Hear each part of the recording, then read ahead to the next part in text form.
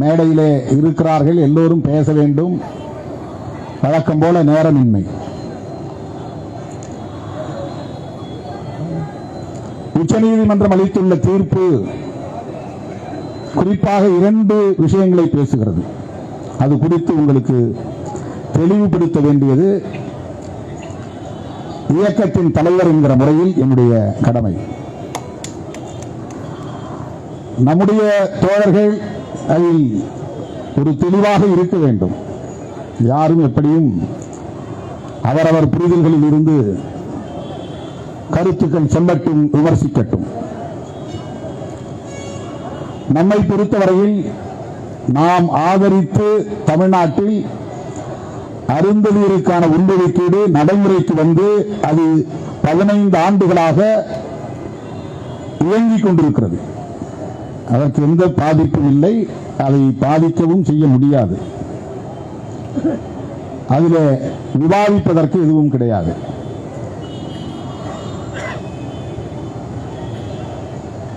உச்சநீதிமன்ற தீர்ப்பு என்ன சொல்லுகிறது? நானும் தோழர் ரவிக்குமார் அவர்களும் அங்குள்ள சில தலைவர்களை ஏன் சந்தித்தோம்? மறுசீராய்வு உச்சநீதிமன்றத்தில் செய்யப்பட வேண்டும் என்று ஏன் கோருகிறோம்? இது உள்ஒதுக்கீட்டுக்கு எதிரானதா என்ற கேள்வி எழுகிறது. அதில் நியாயம் இருக்கிறது. ஏனென்றால் உள்ஒதுக்கீடு தொடர்பாக நடைபெற்ற வழக்கு அது.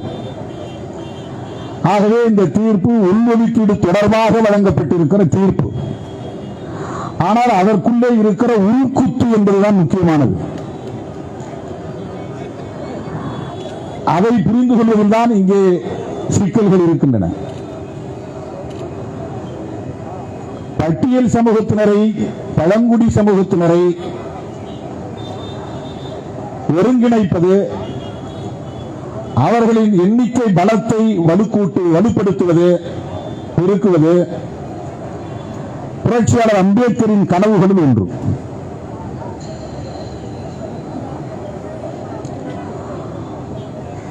அவருடைய கனவு திட்டத்தை நடைமுறைப்படுத்துவதற்காகத்தான் இந்தியாவில் உள்ள ஒடுக்கப்பட்ட பூர்வீக குடிகளை அவர் பட்டியல்படுத்தி அதை அரசமைப்பு சட்டத்திலே ஒரு தொகுப்பாக இணைக்கிறார். அதனால்தான் அது பட்டியல் சாதிகள் அல்லது அட்டவணைப்படுத்தப்பட்ட சாதிகள் என்று அழைக்கப்படுகிறது. ஓபிசிக்கும் கூட பட்டியல் உண்டு. பட்டியல் படுத்தவர்களும் பிற்படுத்தப்பட்டவர்கள் தான், ஓபிசி மட்டும் பிற்படுத்தப்பட்டவர்கள் அல்ல. அரசமைப்பு சட்டத்தில் சோசியலி எஜுகேஷனலி பேக்வர்ட் கிளாஸஸ் என்று பொதுவாக சொல்லுகிறார்கள், சொல்லப்பட்டிருக்கு. அதற்கு என்ன பொருள் என்றால் சமூக ரீதியாக கல்வி ரீதியாக பின்தங்கியவர்கள், அப்படிதான் பொருள். அது எஸ்சி எஸ்டியும் குறிக்கும், ஓபிசியும் குறிக்கும். அதனாலதான் அவங்களுக்கு ஓபிசி அதர் பேக்வர்ட் கிளாஸ். ஏன்னா SC ST peoples are backward classes, அவங்க தான் backward class originally. Schedule caste and schedule tribes தான் ஒரிஜினலி பேக்வர்ட் கிளாஸஸ். மற்றவர்களும் சோசியலி எஜுகேஷனலி பேக்வர்டா இருப்பதனால் அதர் பேக்வர்ட் கிளாஸ். இங்க தமிழ்நாட்டு அதை ஓபிசி சொல்றதில்ல, பிசி எம்பிசி என்று கேட்டகரைஸ் பண்ணிட்டாங்க, அதை பிரிச்சுட்டாங்க. உச்சநீதிமன்றம் 2 விஷயங்களை பேசுகிறது. மேலோட்டமாக பார்த்தால் உள்ளொதுக்கீட்டை பற்றி பேசுகிறது என்று மட்டும்தான் புரிந்து கொள்ள முடியும். ஆனால் அது 2 விஷயங்களை பேசுகிறது. ஒன்று, மாநில அரசுக்கு அதிகாரம் கொடுத்து ஒவ்வொரு மாநிலத்திலும் உள்ள பட்டியல் சமூகத்தினரை வகைப்படுத்திக் கொள்ளலாம், அதன் அடிப்படையில் இடஒதுக்கீட்டையும் பங்கீட்டு தரலாம். ரொம்ப முக்கியமான விஷயம். மாநில அரசுகளுக்கு அதிகாரம் உண்டு. ஒவ்வொரு மாநிலத்திலும் இருக்கிற பட்டியல் சமூகத்தினரை கேட்டகரைசேஷன் செய்வதற்கு, அதாவது தொகுதி தொகுதியாக, பகுதி பகுதியாக அல்ல, தொகுதி தொகுதியாக, A group, B group, C group வகைப்படுத்துவது, அந்த அதிகாரம் மாநில அரசுகளுக்கு வழங்கப்படுகிறது. இது மிகவும் கவனிக்க வேண்டிய ஒன்று, விவாதிக்கப்பட வேண்டிய ஒன்று, எச்சரிக்கையாக அணுக வேண்டிய ஒன்று. இதை யார் செய்கிறார்கள் என்பதிலிருந்து இதை நாம் கவனிக்க வேண்டிய தேவை இருக்கிறது. தலித் மக்களின் நலன்களில் உண்மையிலேயே அக்கறை உள்ளவர்கள் செய்கிறார்களா அல்லது தலித் மக்களின் நலன்களை விரும்பாதவர்கள் செய்கிறார்களா என்கிற கேள்வியிலிருந்து இதை புரிந்து கொள்ள வேண்டும். உச்சநீதிமன்றம் தீர்ப்பளிப்பதற்கு முன்பே இந்த கேட்டகரைசேஷன் ஆந்திராவிலே, ஒருங்கிணைந்த ஆந்திராவிலே வந்துவிட்டது. ஆந்திராவில் வருவதற்கு முன்பே பஞ்சாபில், ஹரியானாவில் வந்துவிட்டது. அது 1975 நடந்தது பஞ்சாபில். இது 1996 நடந்தது ஆந்திராவில், ஒருங்கிணைந்த ஆந்திராவில். ஆக முதல் பிரச்சனை மாநில அரசுகளுக்கான அதிகாரம், மாநிலங்களில் உள்ள பட்டியல் சமூகத்தினரை வகைப்படுத்துகிற அதிகாரம், வகைப்படுத்துவதன் மூலம் அவர்களுக்கான இடஒதுக்கீட்டை பங்கு போட்டு தருகிற அதிகாரம். இது மேலோட்டமாக பார்த்தால் சரி என்று தோன்றும். ஆனால் அதற்குள்ளே இருக்கிற உள்கூத்து என்ன என்பதை புரிந்து கொள்ள வேண்டும். அதுதான் இங்கே பிரச்சனை. நாம் சமூக நீதியின் மீது நம்பிக்கை உள்ளவர்கள், ஒவ்வொரு சாதியினருக்கும் அந்த சமூக நீதி போய் சேர வேண்டும் என்கிற கருத்துள்ளவர்கள். அதில் எந்த விதமான மாற்று கருத்துக்கும் இடம் கிடையாது. ஒரு தொகுப்பில் 76 சாதிகள் இருக்கின்றன தமிழ்நாட்டில் என்றால் 76 சாதிகளும் அந்த பயனை நுகர வேண்டும். அதுதான் முக்கியமானது. அதுதான் சமூக நீதி. இது யாரும் மறுக்க முடியாது. அதில் நமக்கு எந்த மாற்று கருத்தும் இல்லை. இரண்டாவது உச்சநீதிமன்ற தீர்ப்பில் என்ன சொல்லப்பட்டிருக்கிறது என்றால், அது தீர்ப்பு அல்ல, அப்சர்வேஷன். இது ஜட்ஜ்மெண்ட், அது அப்சர்வேஷன். ஒரு கருத்தா சொல்றான், யாரும் கேட்கல, பிரேயர் கிடையாது. மனுவில் நாம் தாக்கல் பண்ற மனுவுக்கு பேர் அபிடவிட்னு பேர், பிரமாண தாக்கல், பிரமாண பத்திரம் சொல்லுவாங்க. ஆங்கிலத்தில் அபிடவிட் சொல்லுவாங்க. அதுல எல்லா விவரங்களையும் எழுதி முடிச்சு கடைசியா பிரேயர் இருக்கும். பிரேயர்னா என்ன கோரிக்கை, அந்த பிரேயர்ல என்ன சொல்றாங்க, மாநில அரசுகள் பட்டியல் சமூகத்தினரை வகைப்படுத்தி அவர்களுக்கான இடஒதுக்கீட்டை பங்கீட்டு தருவதற்கு அதிகாரம் உண்டா இல்லையா என்பதுதான் பிரேயர். அதிகாரம் வேண்டும் என்பதுதான் பிரேயர். கிரீமி லேயரை பற்றி யாரும் பிரேயர் வைக்கவில்லை. அதுல எந்த யாரும் அந்த மனு தாக்கல் செய்தவங்க, உச்ச நீதிமன்றத்தில் தாக்கல் செய்தவங்க கிரீமி லேயரை பற்றி என்ன சொல்றீங்க அப்படின்னு கேட்கல.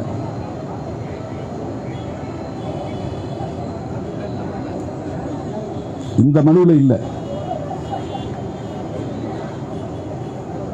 அது விவாதம் நடந்திருக்கு. நீண்ட காலம் அந்த விவாதம் யார் வைக்கிறாங்கன்னா ஃபார்வர்ட் கம்யூனிட்டிஸ் தான் வைக்கிறாங்க. இப்ப நாம சாதி குடும்பங்களை பேசணும்னா உங்களுக்குள்ள ஒற்றுமை இருக்கா அப்படின்னு சொல்லி நம்ம போராட்டத்தையே அப்படியே சிதைச்சிருவாங்க. நீங்க எஸ்சி தானே, உங்களுக்குள்ள ஒற்றுமை இருக்கா? ஆணவ கொலையை எதிர்த்து பேசணும்னா உங்களுக்குள்ளே ஆணவ கொலை நடக்குதுல்ல, அதுக்கு என்ன சொல்றீங்க அப்படின்னா, ஓபிசிக்கு எஸ்சிக்கு இடையில நடக்கிற ஆணவ கொலையை பேசாதீங்க, அதை எதிர்க்காதீங்க, அதை டைல்யூட் பண்றது. இதுதான் உள்குத்து. இதுக்கு பேர் தான் உள்குத்து. ஒட்டுமொத்தமாக சாதி ஒழிய வேண்டும் தான் நாம் சொல்றோம். ஒட்டுமொத்தமாக ஆணவ கொலைகளை தடுக்க வேண்டும் என்று தான் சொல்கிறோம். எசிக்குள்ள நடக்கிற ஆணவ கொலைகளை நாம் எங்கேயும் நியாயப்படுத்தல. ஆணவ கொலைகளே கூடாதுன்னு சொல்றோம். ஆனா வாதிடக்கூடியவன் என்ன சொல்றான், உங்களுக்குள்ள ஒற்றுமை இருக்கா, உங்களுக்குள்ள ஏற்றத்தாழ்வு இல்லையா? இது இந்த கேள்விகளை எழுப்புவதன் மூலம் நீ ஓபிசி உன் மீது நிகழ்த்துகிற வன்கொடுமைகளை எதிர்க்க உனக்கு என்ன தகுதி இருக்கிறது என்று கேட்டு அந்த போர்க்குணத்தை நீர்த்து போக செய்கிறது. அது ஒரு ஸ்ட்ராட்டஜி. கிரீமி லேயர் பற்றி யார் பேசுறா? என்ன கிரீமி லேயர்னா என்ன, என்ன பொருள் உங்களுக்கு புரியும்படி சொல்றேன். கடையில போய் நீங்க கிரீம் பிஸ்கட் வேணும்னு கேளுங்க, கிரீம் பிஸ்கட் கொடுப்பான். அதுல 2 பிஸ்கட் இருக்கும், நடுவில் கிரீம் இருக்கும். 2 பிஸ்கட் ஒட்டி இருக்கும், உள்ள நடுவில் கிரீம் இருக்கும்.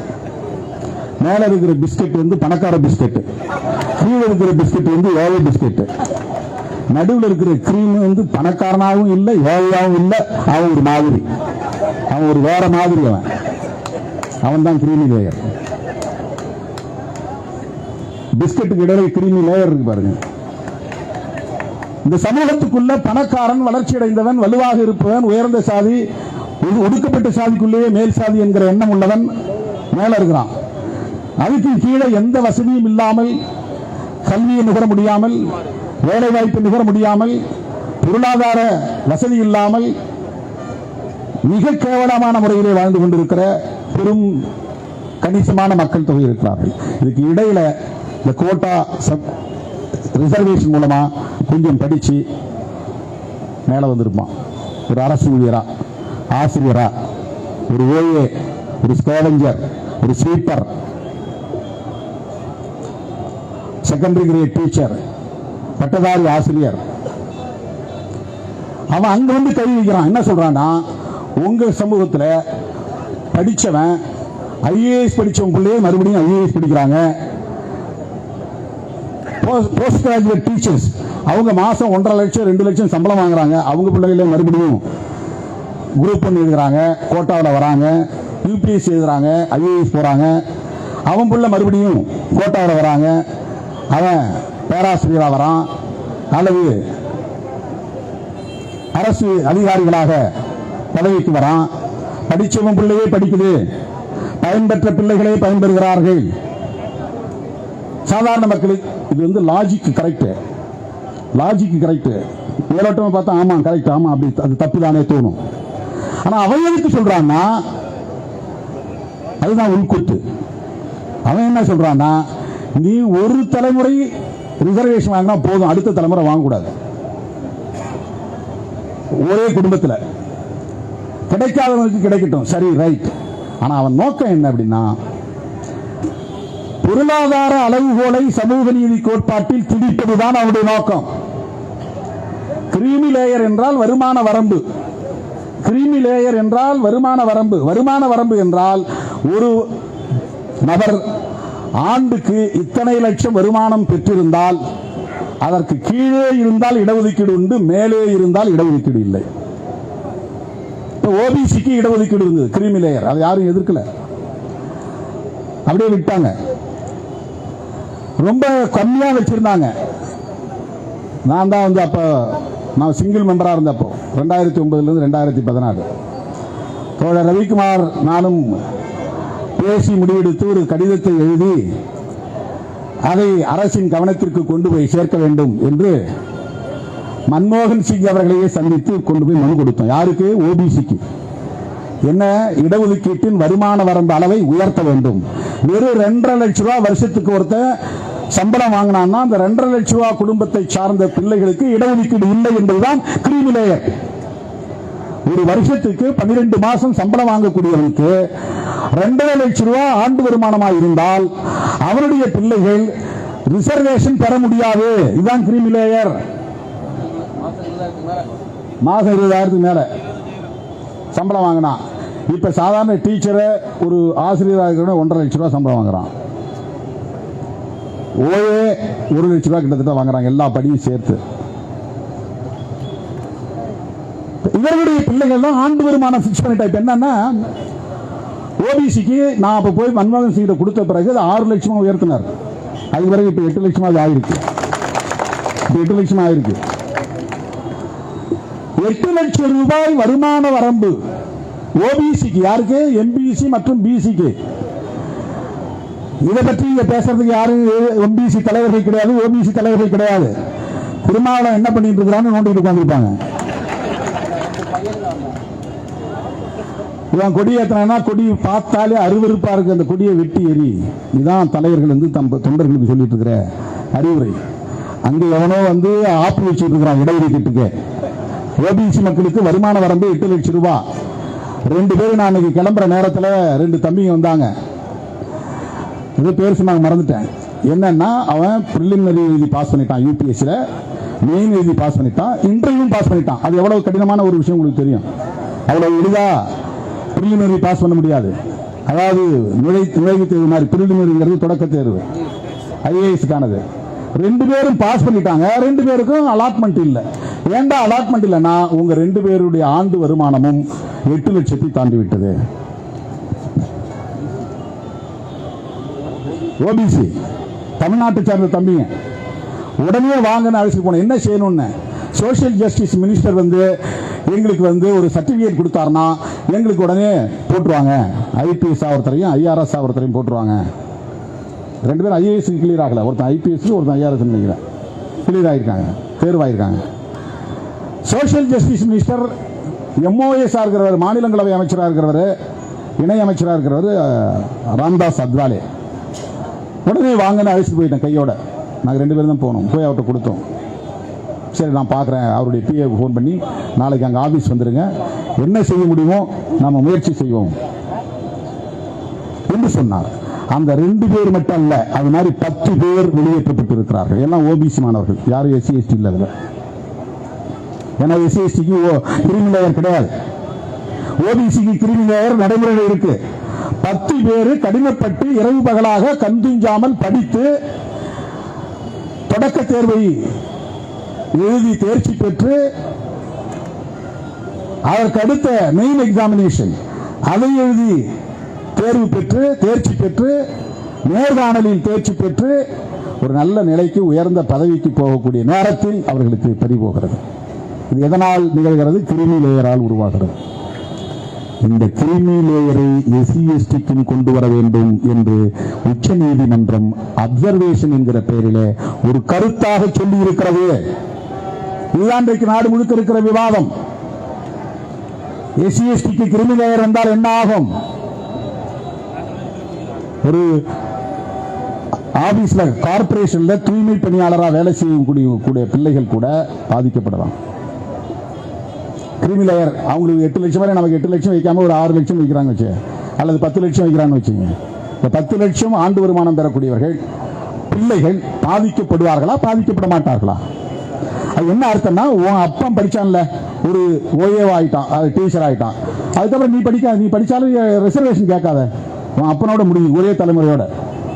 இதுதான் இடஒதுக்கீட்டை மறைமுகமாக நசுக்குகிற முயற்சி என்று நாம் சொல்லுகிறோம். அடிமடியிலே கை வைக்கிறான். அப்புறம் எங்க உள்ஒதுக்கீடு வெளி ஒதுக்கீடு எதுவுமே காப்பாற்று.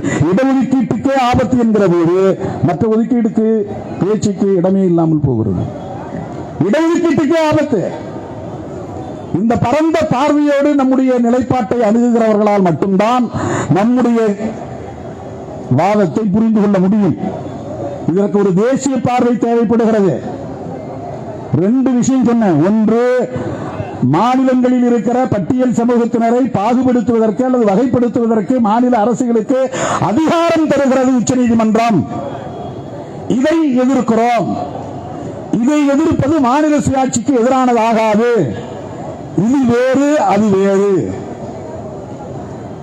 தலித் மக்களின் பிரச்சனைகளை தேசிய அளவில் தான் அணுக வேண்டிய தேவை இருக்கிறது.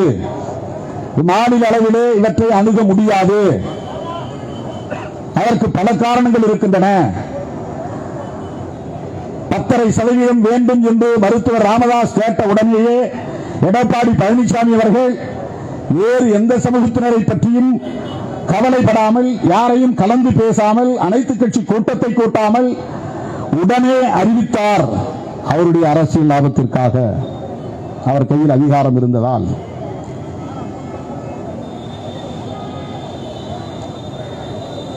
சட்டப்படியான சிக்கலுக்கு போய் இன்றைக்கு தேங்கி நிற்கிறது. அது வேறு. மாநில அரசுகளின் கைகளில் இதை ஒப்படைக்க கூடாது என்கிற கவலை, அச்சம் புரட்சியாளர் அம்பேத்கர் அவர்களுக்கு இருந்தது. இந்த சாதிகளை எல்லாம் அரசமைப்பு சட்டத்திலே ஒரு பின்னிணைப்பாக இந்த பட்டியல் முழுக்க இணைத்தவர் புரட்சியாளர் அம்பேத்கர். பிறகு அது பொருத்தமாக இல்லை என்று தெரிந்த பிறகுதான் அதற்கென்று ஆர்டிகிள் 341, ஆர்டிகிள் 342 என்ற 2 உறுப்புகளை இணைக்கிறார். 341 பட்டியல் சமூகத்தை பற்றியது, 342 பழங்குடியின மக்களை பற்றியது. இவர்களை பற்றி எந்த முடிவை நீ எடுத்தாலும் பாராளுமன்றத்திலே வந்து விவாதித்து பிரசிடென்ட் ஆஃப் இந்தியா, இந்திய குடியரசுத் தலைவர் ஒப்புதலோடு தான் முடிவெடுக்க வேண்டும் என்கிற முடிச்சு போட்டு வைக்கிறார். முளகுச்சி அங்க அடிச்சு கட்டி வச்சார். பிரசிடென்ட் ஆஃப் இந்தியா ஸ்டேட்ல வந்து எக்ஸெப்ஷனல் கேஸ். உத்தரப்பிரதேசத்தில் மாயாவதி முதலமைச்சரானது. எந்த சூழலிலும் எந்த காலத்திலும் ஒரு தலித் ஒரு மாநிலத்தின் முதலமைச்சராக முடியாது. இதை விவாதித்தால் ஏன் பாராளுமன்றத்தோடு இந்த அதிகாரம் இணைக்கப்பட்டிருக்கிறது என்பதை புரிந்து கொள்ள முடியும். இதை போய் மாநில அரசு கிட்ட, நமக்கு திமுக அரசு மீது நம்பிக்கை இருக்கிறது சரி, ஆனால் திமுக அரசு என்பது நிலையானதல்ல, மாநில அரசு தான் நிலையானது. மாநில அரசுங்கிறது பர்பெச்சுவேட் ஒன்று. கட்சிகள் வரும் போகும், அது வேறு. சமூக நீதியின் மீது நம்பிக்கை உள்ளவர்கள் வருவார்கள் போவார்கள், அது வேறு.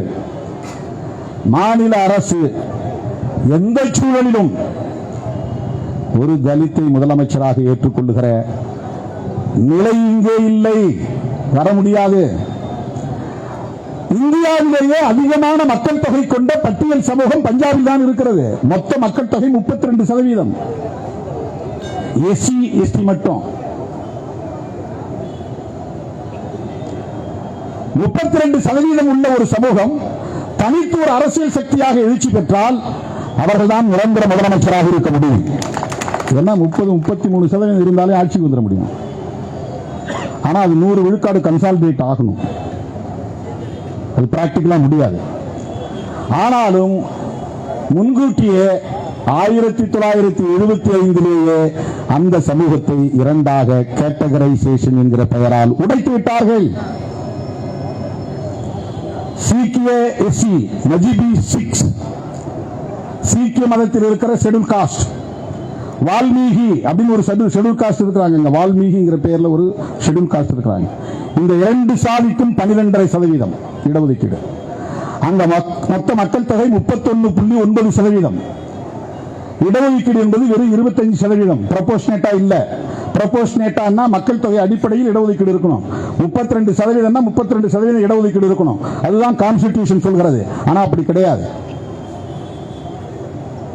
இன்னைக்கு தமிழ்நாட்டுக்குள்ள 2011 சென்சஸ் படி, இதுல எல்லாரும் இந்த காஸ்ட் சென்சஸ் பேசுறாங்களே, அதுல சென்ட்ரல் கவர்மெண்ட் இந்திய ஒன்றிய அரசு எடுக்கிற சென்சஸ் மக்கள் தொகை கணக்கெடுப்புல எல்லா கணக்கெடுப்பின் போதும் ஷெட்யூல் காஸ்ட், ஷெட்யூல் ட்ரைப்ஸ்ல ஒவ்வொரு சாதியும் எவ்வளவு இருக்கிறார்கள் என்று சாதி வாரி கணக்கெடுப்பு நடத்தப்படுகிறது. ஓபிசிக்கு தான் காஸ்ட் வைஸ் சென்சஸ் கிடையாது.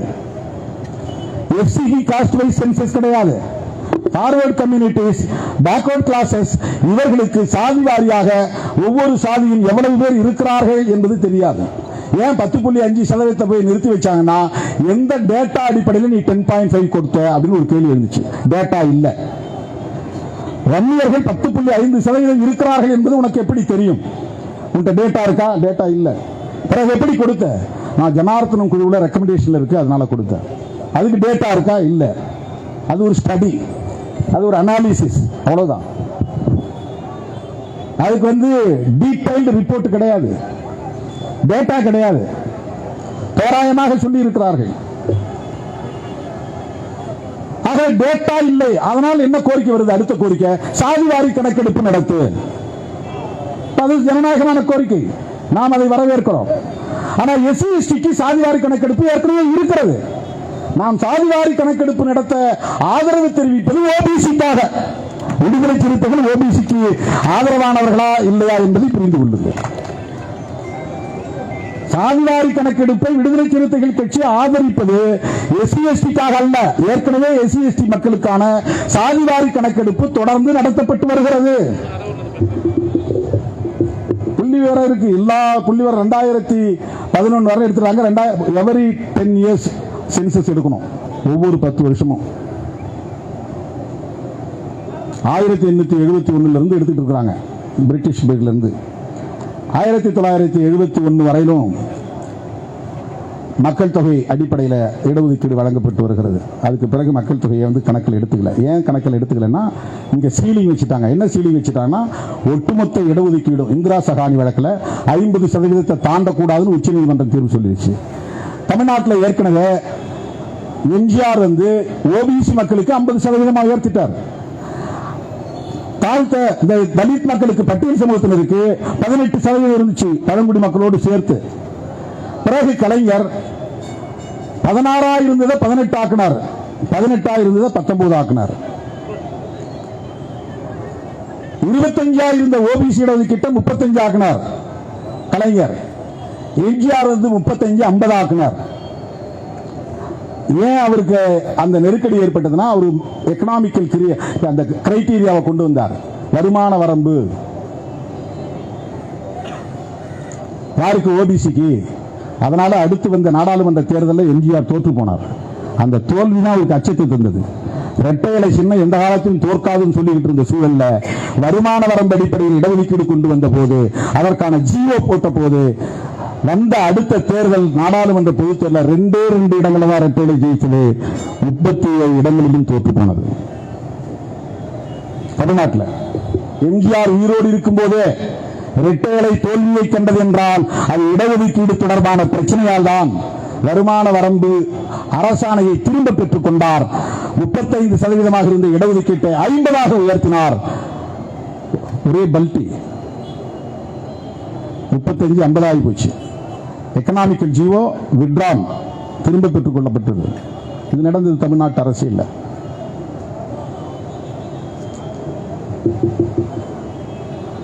ஆகவே இடஒதுக்கீட்டை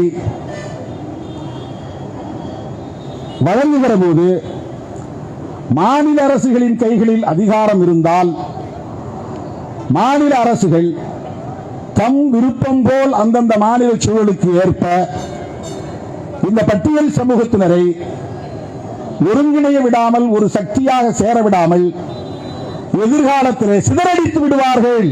இதுதான் புரட்சியாளர் அம்பேத்கரின் கவலை. இதுதான் புரட்சியாளர் அம்பேத்கரின் கவலை. நீங்க இதில் கவனமா கேட்கணும். உங்களுக்கு ஒரு தெளிவு தேவை. இது நியூமெரிக்கல் ஸ்ட்ரெங்த். இன்னைக்கு தலித்துகள் வசிக்கிற குடியிருப்புகளுக்கு வருகிறார்கள், ஓட்டு கேட்கிறார்கள், தலித்துகளின் கோரிக்கைகளுக்கு மதிப்பு கொடுக்கிறார்கள் அல்லது நிறைவேற்றுகிறார்கள் என்று சொன்னால் ஒரே ஒரு ஹோல்டு தான், ஒரே ஒரு பிடிமானம் தான், ஒரே ஒரு பிடிமானம் தான்.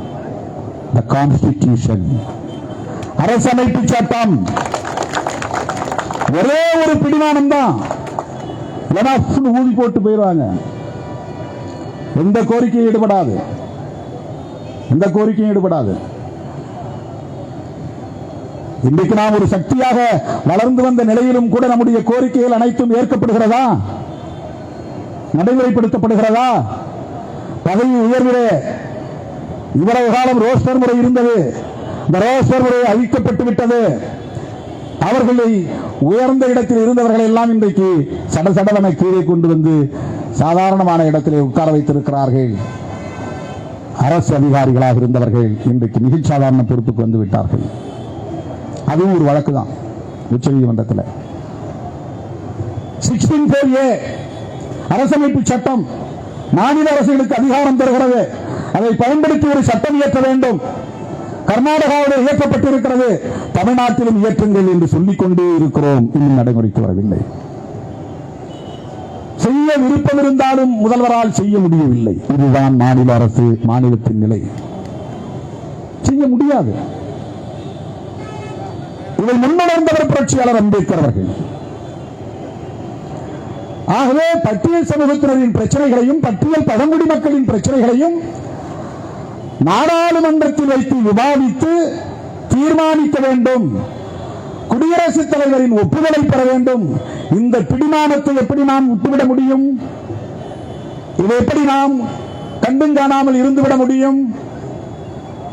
அது வெறும் அப்சர்வேஷன் தானே, அது ஒன்றும் ஜட்ஜ்மெண்ட் இல்லையே.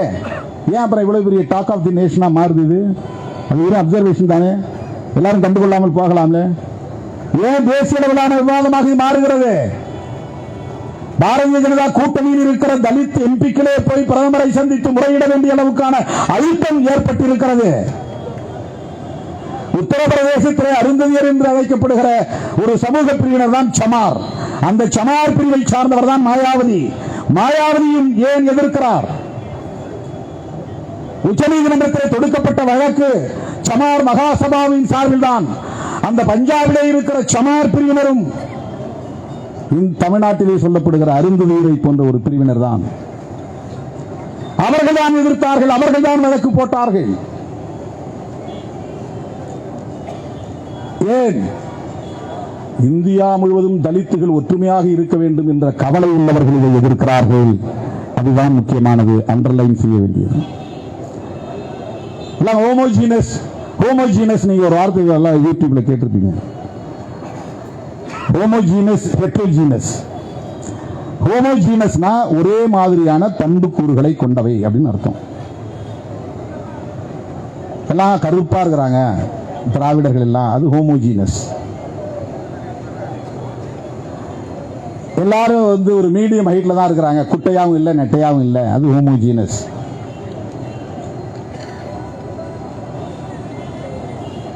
தமிழ்நாட்டை பொறுத்தவரையில் எல்லோரும் அரிசி சோறு தான் நிறைய சாப்பிடுறாங்க, அது ஹோமோஜீனஸ். பெரும்பாலும் வேட்டி சட்டை தான் அணிகிறாங்க, பெண்கள் புடவையை கட்டுறாங்க, இது homogeneous. Culturally homogeneous, socially homogeneous.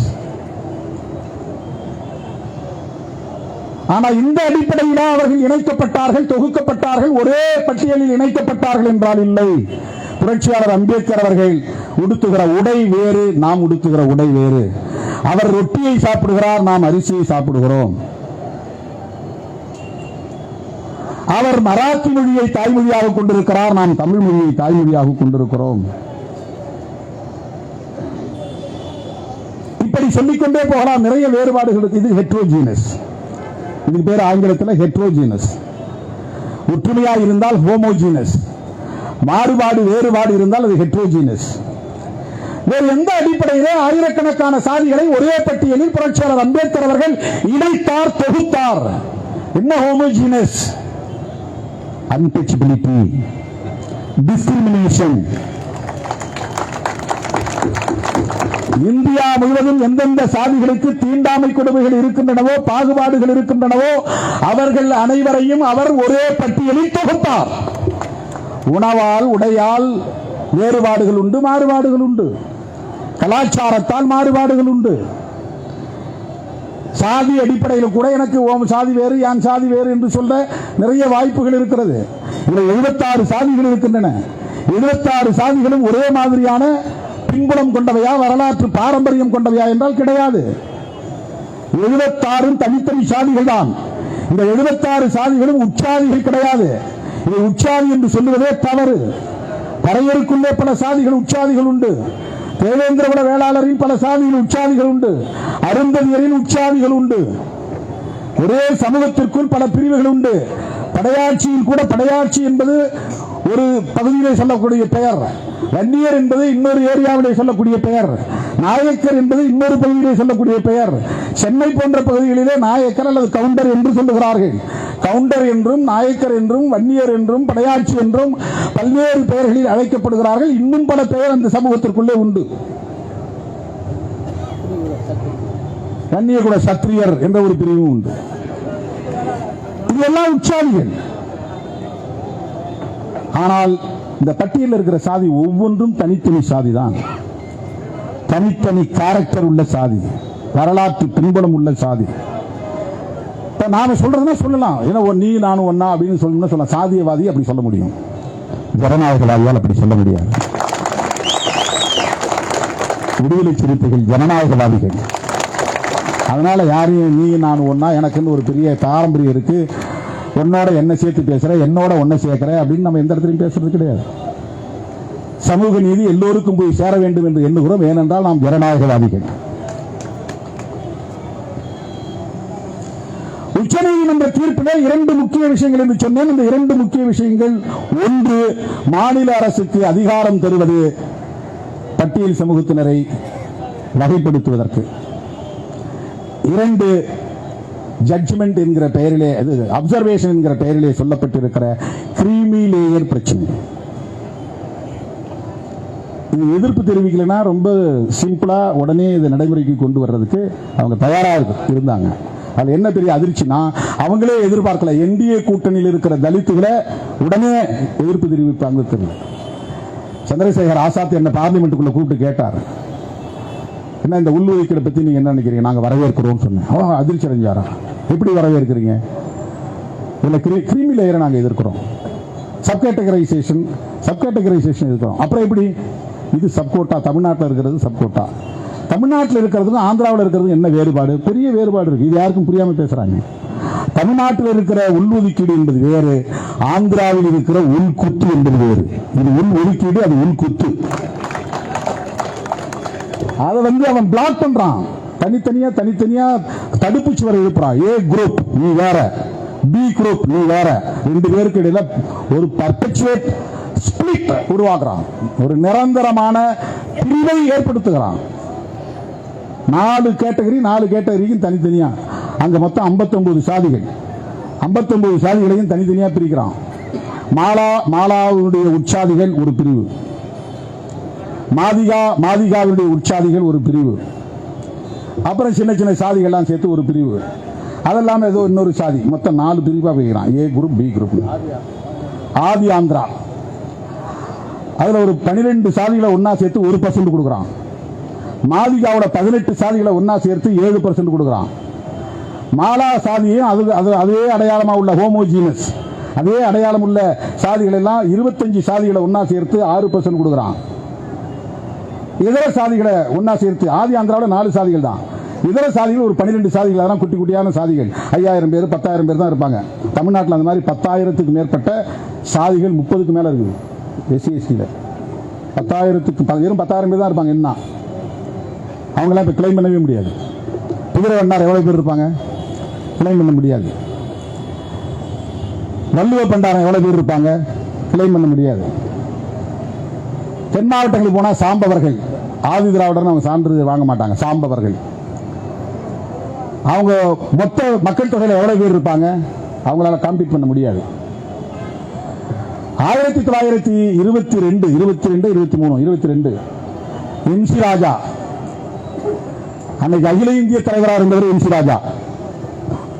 அம்பேத்கர்லாம் அரசியல் தீவிரமான ஈடுபாடு கிடையாது. அவர் ஒரு ஸ்டூடெண்டா இருந்தார், நிறைய ரிசர்ச் பண்ணிட்டு இருந்தார். அப்போ ஆல் இந்தியா லீடரா, நேஷனல் லீடரா இருந்தார் எம்.சி. ராஜா. அவர் எம்பியாவும் இருந்திருக்கிறாரு, எம்எல்சியாவும் இருந்திருக்காரு. அவங்க எல்லாம் ஒன்னா சேர்ந்து சாதியை ஒழிக்கிறதுக்காக ஒரு புது இன பெயரை கண்டுபிடிச்சாங்க. ஆரிய இனத்துக்கு எதிராக திராவிட இனம், நாங்கள்லாம் திராவிடர்கள், எங்களை பழங்குடியினர் என்கிற காரணத்தினால், பூர்வீக குடிகள் என்கிற காரணத்தினால் ஆதி திராவிடர் என்று அழைக்க வேண்டும். அப்புறம் ஷெட்யூல்டு காஸ்ட் ஒன்று கிடையாது, பட்டியல் கிடையாது. அம்பேத்கர் வந்த பிறகுதான பட்டியல் வருது. அப்ப தமிழ்நாட்டுக்குள்ள என்னென்ன சாதி இருக்குங்கிறதே எம்.சி. ராஜாவுக்கு தெரியாது. அன்டச்சபிள்ஸ் சொல்லப்படக்கூடியவர்கள் அப்ப வட மாவட்டங்களில் பறையாஸ், பஞ்சமாஸ் தான் அழைப்பாங்க. ஒட்டுமொத்த எல்லா சாதிகளுக்கும் பறையர் தான் பேரு. இந்தியா முழுவதும் இருக்கிற எல்லா அன்டச்சபிள்ஸுக்கும் பறையான் தான் பேரு. அதுதான் உலகளாவிய சொல், ஒரே சொல். பறையான்னு சொன்னா அன்டச்சபிள்ஸ் இன் இந்தியா அப்படிதான் சொல்லுவாங்க. அன்டச்சபிள்ஸ் இன் தமிழ்நாடுன்னு சொல்றது இப்பதான். சர்வதேச பறையனை போல் உன்னை கட்டி வைத்து உதைப்போம் அப்படின்னு ஜான் மேஜர் சதாம் ஹுசேனை சொன்னார். சதாம் ஹுசேன் தமிழ்நாட்டில் பிறந்த பறையனா? இன்டர்நேஷனல் பறையான்னு சொன்னான். யாரு? இங்கிலாந்து பிரதமர் ஜான் மேஜர். யார? சதாம் ஹுசேனை. நம்ம சுப்பிரமணிய சாமி சொன்னார் மேலகு பிரபாகரன் இன்டர்நேஷனல் பறையா அப்படின்னா. அண்ணன் பிரபாகரன் தமிழ்நாட்டில் பிறந்தவரா, பறையர்குடியில் பிறந்தவரா? கிடையாது. பறையா என்பது ஒரு இன்டர்நேஷனல் டேர்ம். எதிர்த்து கலகம் செய்கிறவன், இருக்கிற ஆர்டரை சீர்குலைக்கிறவன். பிரபாகரன் அப்படி எதிர்த்து நிற்கிறார். சதாம் ஹுசேன் அமெரிக்க ஏகாதிபத்தியத்தை எதிர்த்து நிற்கிறான். உலகம் பூரா உன் டாலர் செல்லு என் நாட்டில் செல்லாதான், உன் டாலர் என் நாட்டில் இருந்தால் வெறும் குப்பை பேப்பர். அமெரிக்கன் டாலருக்கு அவனுடைய நாட்டில் ஈராக்ல மதிப்பு கிடையாது. இது சொல்ற தில்லு ஒரே அளவுக்கு தான் சதாம் ஹுசேனுக்கு மட்டும்தான் இருந்துச்சு. அதனாலதான் சதாம் ஹுசேனை இன்டர்நேஷனல் பறையான்னு சொன்னான். ஏன்னா அவன் தான் இந்த மாதிரி துணிச்சலா பேசுவான் அப்படிங்கிறது உலக வழக்கு. எதிர்த்து கலகம் செய்வான் அப்படிங்கிற ஒரு உலக வழக்கு. இந்த பொருள், அந்த சொல்லுக்குள்ள பொருளை தான் நான் சொல்றேன். என்னையும் அந்த அடையாளத்தில் பொருத்தி பார்ப்பாங்க சில பேர். அவன் சாதியவாதிகள் அப்படி பார்ப்பான். சாதியவாதிகளை திருத்தவே முடியாது. சாதியவாதிகளை அப்படி பொருத்தி பார்ப்பார்கள். இன்டர்நேஷனல் பறையா அப்படின்னு சொல்றாங்க. பறையா, பஞ்சமா என்கிற இந்த 2 சொற்களுக்கும் பதிலாக இவற்றை நீக்கிவிட்டு ஆதி திராவிடா என்று எங்களுக்கு சான்றிதழ் வழங்க வேண்டும், அதை கவர்மெண்ட் கெசட்டில் இணைக்க வேண்டும், அதை சட்டமாக்க வேண்டும் என்று குரல் கொடுத்தவர் எம்.சி. ராஜா. அவரோடு இணைந்து போராடியவர்கள் சமகால தலைவர்கள், ரெட்டமலை சீனிவாசன் போன்றவர்கள். அந்த காலத்தில் இவர்கள் தான் சொல்லிக் கொள்ளக்கூடிய வகையில் அகில இந்திய அளவில் தலைவர்களாக இருந்தார்கள். அகில இந்திய அளவிலே அம்பேத்கர் பிறக்கும் போதே ரெட்டமலை சீனிவாசன் பறையர் மகாஜன சபையில் சங்கம் கட்டி நடத்திட்டு இருந்தவர். 1897 இங்க பறையர் மகாஜன சபை இருந்துச்சு. அப்பதான் அம்பேத்கர் ஒரு சிசுவா பூமிக்கு வரார். அம்பேத்கருக்கே முன்னோடிகள். திராவிட என்ற சொல்லை தமிழ் மண்ணில் அதிகாரபூர்வமாக புழக்கத்திற்கு கொண்டு வந்தது பண்டிதர் அயோத்திதாசரும் என்சி ராஜாவும் ரெட்டமலை சீனிவாசனும் ஜான் ரத்தினமும் இந்த தலைவர்கள் தான் திராவிடம் என்ற சொல்லையே ஆரியத்திற்கு எதிராக, பார்ப்பனியத்திற்கு எதிராக, சனாதனத்திற்கு எதிராக கையாண்டவர்கள். 1925 பிறகான பெரியார் காங்கிரஸில் இருந்து வெளியேறி சுயமரியாதை இயக்கத்துக்கு வரார். அதுக்கு முன்னாடியே பண்டிதர் காலமாகி விடுகிறார். அதற்கு முன்னமே அவர் இந்த கோரிக்கையை எழுப்புகிறார். அம்பேத்கரே அப்ப வந்து கண்ணு முழிக்காத கொஞ்சம் தான் சொல்லணும். சின்ன சிசு. ஆரியத்தை எதிர்க்கிற குரல், போர் குரல், சனாதன எதிர்ப்பு குரல், பார்ப்பனிய எதிர்ப்பு குரல் இந்த பூர்வீக குடிகளை சார்ந்த தலைவர்களின் குரலாக இருந்தது. அதன் அடிப்படையில் இருந்ததுதான் ஆதி திராவிடா என்கிற ஒரு சொல். ஆனால் அன்னைக்கு அதை பலரும் ஏற்றுக்கொள்ளவில்லை. இந்த சவுத் ஆர்காட், நார்த் ஆர்காட், சென்னை இந்த பகுதியில் அதிகம் தொடர்பு இருந்த நிலையில கடகடன்னு நம்ம தலைவர் சொல்லிட்டாருன்னு எல்லாம் ஆதி திராவிடான்னு சர்டிஃபிகேட் வாங்கிட்டாங்க. திருச்சிக்கு அந்த பக்கம் நிறைய பேர் வாங்கல. அவங்க சாதியை பேர சொல்லி எங்களுக்கு இப்படிதான் சாதி, இந்து, பறையன். என்னுடைய எஸ்எஸ்எல்சி புக்கில் நான் வந்து 78 எஸ்எஸ்எல்சி முடித்தேன். எஸ்எல்சி புக்கு நான் வாங்கணும். ஷெட்யூல் காஸ்ட் அப்படிங்கிறதுக்கு நேரம் வெறும் எஸ்சி, இந்து அப்படின்னு மட்டும் எழுதியிருந்தாங்க. ஒன்றுமே எழுதலை.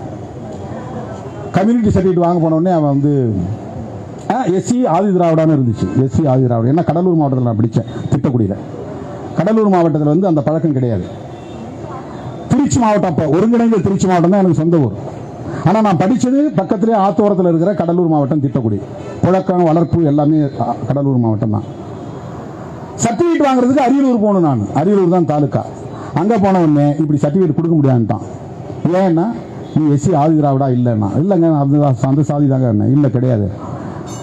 ஏன்னா விஓ கொடுத்ததுல வேற மாதிரி கொடுத்துருக்கான். விஓ சர்டிஃபிகேட்ல நான் பார்த்தா இந்து பறையன்னு எழுதிருக்கு. என்ன செய்யறது? நீ போய் எஸ்சி இந்த எஸ்எஸ்எல்சி புக்கே மாத்திடுவான்ட்டாங்க. அப்புறம் ஹைஸ்கூலுக்கு போய் ஹெட் மாஸ்டரை பார்த்து, என் கிளாஸ் டீச்சரை பார்த்து நான் இது மாதிரி சொல்லி அவங்க அதை புரிஞ்சுக்கிட்டு ஒரு வாரம் கழிச்சு தான் எனக்கு வேற புக்கே மாற்றி கொடுத்தாங்க.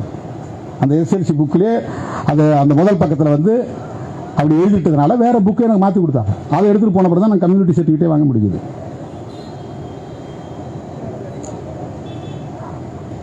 திருச்சிக்கு பக்கம், திருச்சிக்கு தெற்க டெல்டா மாவட்டம்லாம் ஆதி திராவிடான்னு யாரும் போட்டுக்கிறது கிடையாது. அப்போ ஒருங்கிணைந்த சவுத் ஆர்காட், ஒருங்கிணைந்த நார்த் ஆர்காட், சென்னை, வேலூர், ஒருங்கிணைந்த இந்த மாவட்டங்கள்ல தான் எல்லோரும் ஆதி திராவிடம். ஏன்னா அப்போ இந்த தலைவருடைய தாக்கம் இங்கே தான் ரொம்ப வெகுவா இருந்துச்சு. இவங்க அடிக்கடி விசிட் பண்ற மாவட்டங்கள் இது. இது ஒரு வரலாற்று தகவலுக்காக சொல்லுகிறேன். இந்த ஆதி திராவிட என்கிற பெயர் அன்டச்சபிள்ஸ் என்கிற தீண்டப்படாத சமூகம் அனைவரையும் சாதியற்றவர்களாக அடையாளப்படுத்தி ஓரணியில் திரட்டுவது, ஒருங்கிணைய வைப்பது, ஒரு சக்தியாக நிற்பது. அகில இந்திய அளவில் நம்ம வந்து 25% மேல இருக்கிறோம். எஸ்சி 15, எஸ்டி 7.5, மொத்தம் 22%. இது 1971 சென்சஸ். 2011 இப்ப கூடி இருக்கு. இப்போ எஸ்சி வந்து 25% ஆயிட்டாங்க. 23.7. எஸ்டி வந்து 9% கிட்டத்தட்ட வந்துட்டாங்க. 8 சம்திங். இப்ப கிட்டத்தட்ட 2 சேர்த்தா 32% மேல போகுது. ஒட்டுமொத்தத்தில் 130 கோடியில 32% எவ்வளவு பேர் பாருங்க. 100 கோடியில 32%, 32 கோடி பேர். 100 கோடி கணக்கு வச்சுட்டாலே 32 கோடி பேர் இந்திய அளவில் எஸ்சி எஸ்டி மக்களாக இருக்கிறார்கள். வெறும் 35 லட்சம் பேருக்கு தனிநாடு வேணும்னு கேட்டார் அண்ணன் மேலகு பிரபாகரன். ஆனால் இந்தியாவில் 32 கோடி மக்கள் ஷெட்யூல் காஸ்ட் என்கிற பெயரால் இந்தியா முழுவதும் ஓரங்கட்டப்பட்டு கிடக்கிறார்கள். கல்வி, வேலை வாய்ப்பில் வஞ்சிக்கப்பட்டு கிடக்கிறார்கள். காலம் காலமாக தீண்டாமை என்கிற வன்கொடுமைகளுக்கு ஆளாகி கிடக்கிறார்கள். அந்த எண்ணிக்கை இப்போது பெருகிவிட்டது. கிட்டத்தட்ட 30 கோடிக்கு மேலானவர்கள், 30-35 கோடிக்கு மேலானவர்கள் இங்க ஷெட்யூல் காஸ்டா இருக்கிறாங்க. இந்தியா முழுக்க போனா எஸ்சி எஸ்டி ஜேபி இந்த ஒற்றை அடையாளம் தான் இவன் எனக்கு. இவனை தனித்தனியா கேட்டகரைசேஷன் பிரிச்சு இவனுக்கு இடையிலே மாநிலங்களில் மோத விட்டு ஒரு நிரந்தரமான பகையை ஏற்படுத்தி விட்டால் அதுக்கப்புறம் இவங்க ஒருங்கிணையவே முடியாது. இதுதான் சனாதன சக்திகளின் உள்குத்து. அவன் ஓபிசிக்கான இடஒதுக்கீட்டை வெளிப்படையாக எதிர்த்தான். எஸ்சி எஸ்டிக்கான இடஒதுக்கீட்டை எதிர்க்கிற வலு அன்றைக்கு அவனிடத்தில் இல்லை. அவன் அரசியல் சக்தியாக இல்லை. புரட்சியாளர் அம்பேத்கர் அவர்கள் மிகப்பெரிய சக்தியாக இருந்து அரசமைப்பு சட்டத்திலே அதற்கான பாதுகாப்பை உறுதி செய்த நிலையிலே அன்றைக்கு எஸ்சி எஸ்டிக்கான இடஒதுக்கீட்டை எதிர்க்கிற வலிமை சங் பரிவார் கும்பலுக்கு கிடையாது. ஆனால் அத்வானி தலைவராக இருந்த போது மண்டல் கமிஷன் பரிந்துரை நடைமுறைக்கு வந்த போது ரத யாத்திரை நடத்தி ஓபிசி இடஒதுக்கீட்டை எதிர்த்து விபி சிங் ஆட்சியை கவிழ்த்த கும்பல் தான் கிரீமி லேயரை பேசுகிறது. கவிழ்த்த கும்பல் தான் சப் கேட்டகரைசேஷனை பேசுகிறது. ஓபிசி மக்களுக்கான இடஒதுக்கீட்டை எதிர்த்த கும்பல் தான் ஒரு தலைமுறைக்கு இடஒதுக்கீடு போதும், அடுத்தடுத்த தலைமுறைக்கு ஒரே குடும்பத்தில் தரக்கூடாது என்று பேசுகிறது. அவர்களின் நோக்கம் அதை தாண்டி இடபிள்யூஎஸ் என்ற ஒன்றை அறிமுகப்படுத்துகிறது. Economically weaker section. இதை கடுமையாக எதிர்த்திருக்க வேண்டும். எக்கனாமிக்கலி வீக்கர் செக்ஷன் எல்லா சாதியிலும் இருக்கிறாங்க. அப்பனா அவன் கொடுக்குற அந்த 10% எஸ்சி எஸ்டியில் இருக்கக்கூடிய எக்கனாமிக்கல் வீக்கர் செக்ஷனுக்கு போகணும். ஆனா அதில் அவன் பிளாக் பண்றான். 10% ஒன்லி ஃபார் ஃபார்வர்ட் கம்யூனிட்டிஸ். அதுல இடபிள்யூஎஸ் அதுக்கு சட்டம். ஓபிசிக்கு சட்டம் இல்ல, எஸ்சி எஸ்டிக்கு சட்டம் கிடையாது. எஸ்சி எஸ்டிக்கு கான்ஸ்டிடியூஷனல் ப்ரொடெக்ஷன் இருக்கு, தனி சட்டம் கிடையாது. ஓபிசிக்கு எதுவுமே கிடையாது. நாளைக்கு நிறுத்தினா கூட நிறுத்தலாம், இல்லைன்னா கூட இல்லைன்னு போறோம். ஆனா அங்கங்க ரீஜனலா ஓபிசி லீடர்ஸ் வளர்ந்துட்டாங்க. முலாயம் சிங் யாதவ், லல்லு பிரசாத் யாதவ், நிதிஷ்குமார், நவீன் பட்நாயக், சரத்குமார், சரத் பவார், சித்தராமையா, பினராயி விஜயன், ஓபிசி லீடர்ஸ் அங்கங்க எமர்ஜ் ஆயிட்டாங்க. ரீஜனல் பார்ட்டி உருவாயிருச்சு. மாநில கட்சிகள் வலுப்பெற்று விட்டன. ஓபிசிக்கான இடஒதுக்கீட்டை அவர்களால் அவ்வளவு இலகுவாக தூக்கி எறிய முடியாது. அதனால அவன் டைலூட் பண்றான். அவன் செய்த முதல் அடியை இடபிள்யூஎஸ் தான். சமூக நீதியின் கோட்பாட்டில் பொருளாதாரம் என்பதற்கான எந்த அளவுகளும் கூடாது. அந்த எக்கனாமிக்கல் கிரைட்டீரியாவே கூடாது. அதான் சோசியல் ஜஸ்டிஸ். எந்த சூழலில் எக்கனாமிக்கல் கிரைட்டீரியாவை பேசக்கூடாது. கிரீமி லேயரை பத்தி பேசக்கூடாது. Schedule cost, schedule tribes, socially deprived classes ரொம்ப மோசமா பின்தங்கி இருக்கிறார்கள், வஞ்சிக்கப்பட்டிருக்கிறார்கள், வன்கொடுமைகளுக்கு ஆளாக்கப்பட்டிருக்கிறார்கள், தலைமுறை முடியாத அளவுக்கு ஒடுக்கப்பட்டு கிடக்கிறார்கள், நொறுக்கப்பட்டு கிடக்கிறார்கள். தலித்துங்கிற சொல்லுக்கே புரோக்கன் பீப்புள் தான் பேரு. தலித்துங்கிற சாதி பேர் கிடையாது. அது தெரியாம சில பேர் கத்திட்டு கிடக்கிறான். ஆதி திராவிடா என்பது சாதி பெயர் கிடையாது, அது ஒரு இனத்தின் பெயர். ஆரியத்துக்கு எதிரான ஒரு இனத்தின் பெயர். அது பெரியார் தான் சொல்லிட்டாரு. சில பேர் பெரியாரை திட்டிட்டு கிடக்கிறாங்க. பண்டிதரை திட்ட முடியாதுல்ல, பெரியாரை விமர்சித்துக் கொண்டிருக்கிறார்கள்.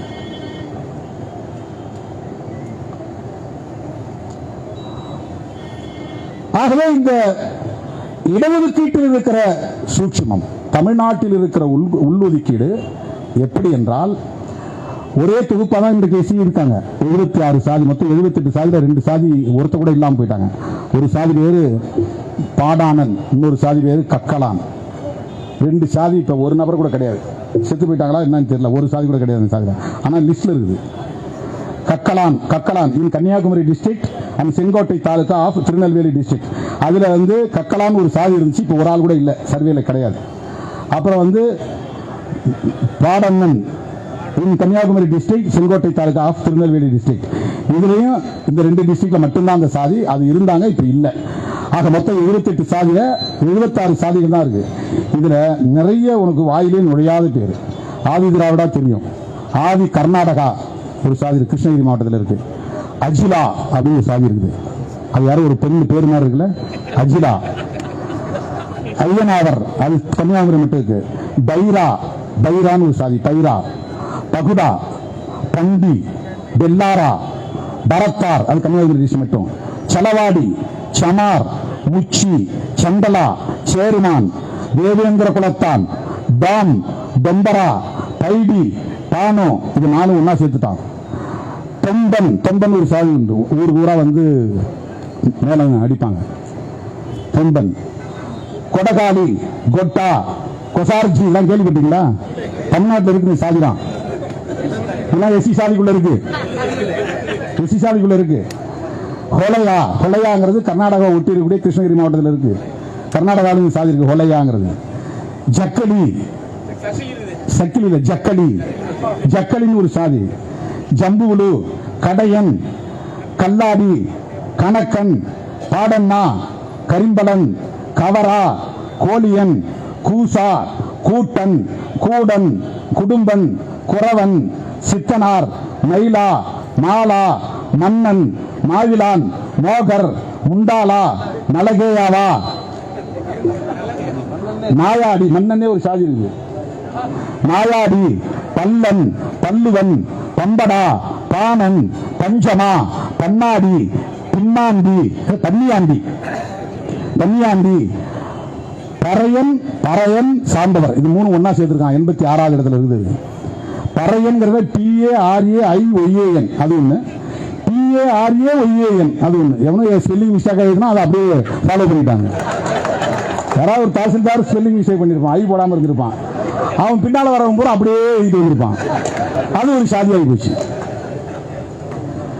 சாம்பவர், பரவன், பதியான், புலையன், சேரமார், குதிரை வண்ணான், ராணியார், சமகரா, சாம்பான், சப்பரி, செம்மான், பண்டன், திருவள்ளுவர், திருவள்ளுவர் ஒரு சாதி இருக்கு. திருவள்ளுவர் சாதி பேரு.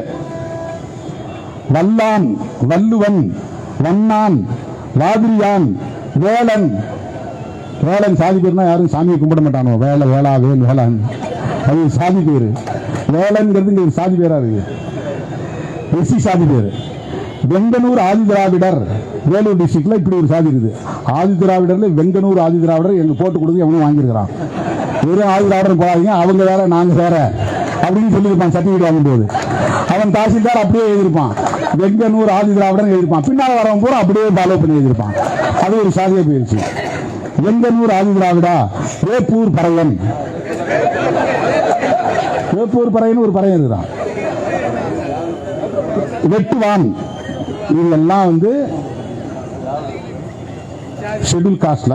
இப்ப ஷெட்யூல் எஸ்சிஏன்னு ஒன்று பிரிச்சு தனியாக போட்டிருக்காங்க. ஆதி ஆந்திரா, அருந்ததியர், சக்கிலியன், மாதாரி, மாதிகா, பகடை, தோட்டி, இதெல்லாம் ஒரே குரூப். இப்போ வந்து 7 சேர்த்து அருந்ததியர்னு ஒரு பேர் கொடுத்துறாங்க. ரீநேமிங், இது வந்து சப்கேட்டகரைசேஷன் கிடையாது. இந்த 7 பேரையும் ஒன்னா சேர்த்து ஒரு ரீநேம் பண்ணிருக்காங்க. ஏன் இதை சப்கேட்டகரைசேஷன் இல்லைன்னு சொல்றேன்னா அதுக்கு ஒரு அர்த்தம் இருக்கு.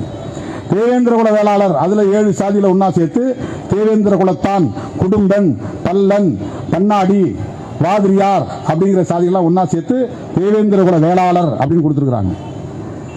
அது சப்கேட்டகரைசேஷனா? மேலோட்டமா பார்த்தா சப்கேட்டகரைசேஷன். ஆனால் தமிழ்நாட்டில் செய்திருப்பது சப்கேட்டகரைசேஷன் அல்ல. இவர்கள் எல்லோரும் ஷெட்யூல் காஸ்ட்ங்கிற ஒரே தொகுப்புல தான் வராங்க. பிரையாரிட்டி என்கிற அடிப்படையில், முன்னுரிமை என்கிற அடிப்படையில் அருந்ததியர்களுக்கு 3% மட்டும் கொடுக்கப்பட்டிருக்கு. தேவேந்திர குல வேளாளர்களுக்கு தனி இடஒதுக்கீடு கிடையாது, மற்ற பிரிவினருக்கு தனி இடஒதுக்கீடு கிடையாது.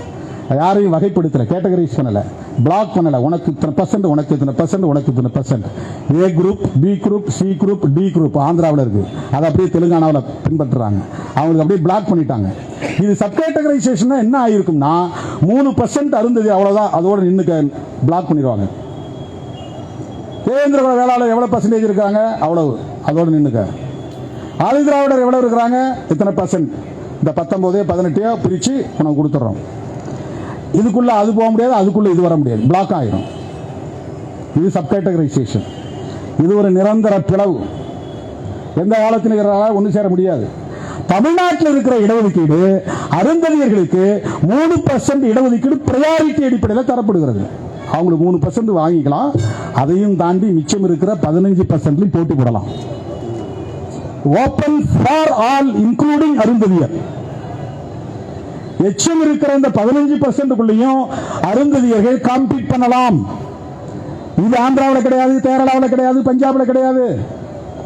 அங்க இருக்கிறது கேட்டகரைசேஷன் அல்லது கிளாசிபிகேஷன், இங்க இருக்கிறது சப் கோட்டா, விதின் தி கோட்டா. 18-19% இருக்கிற இந்த இடஒதுக்கீட்டில் 1% பழங்குடியினருக்கு போகிறது.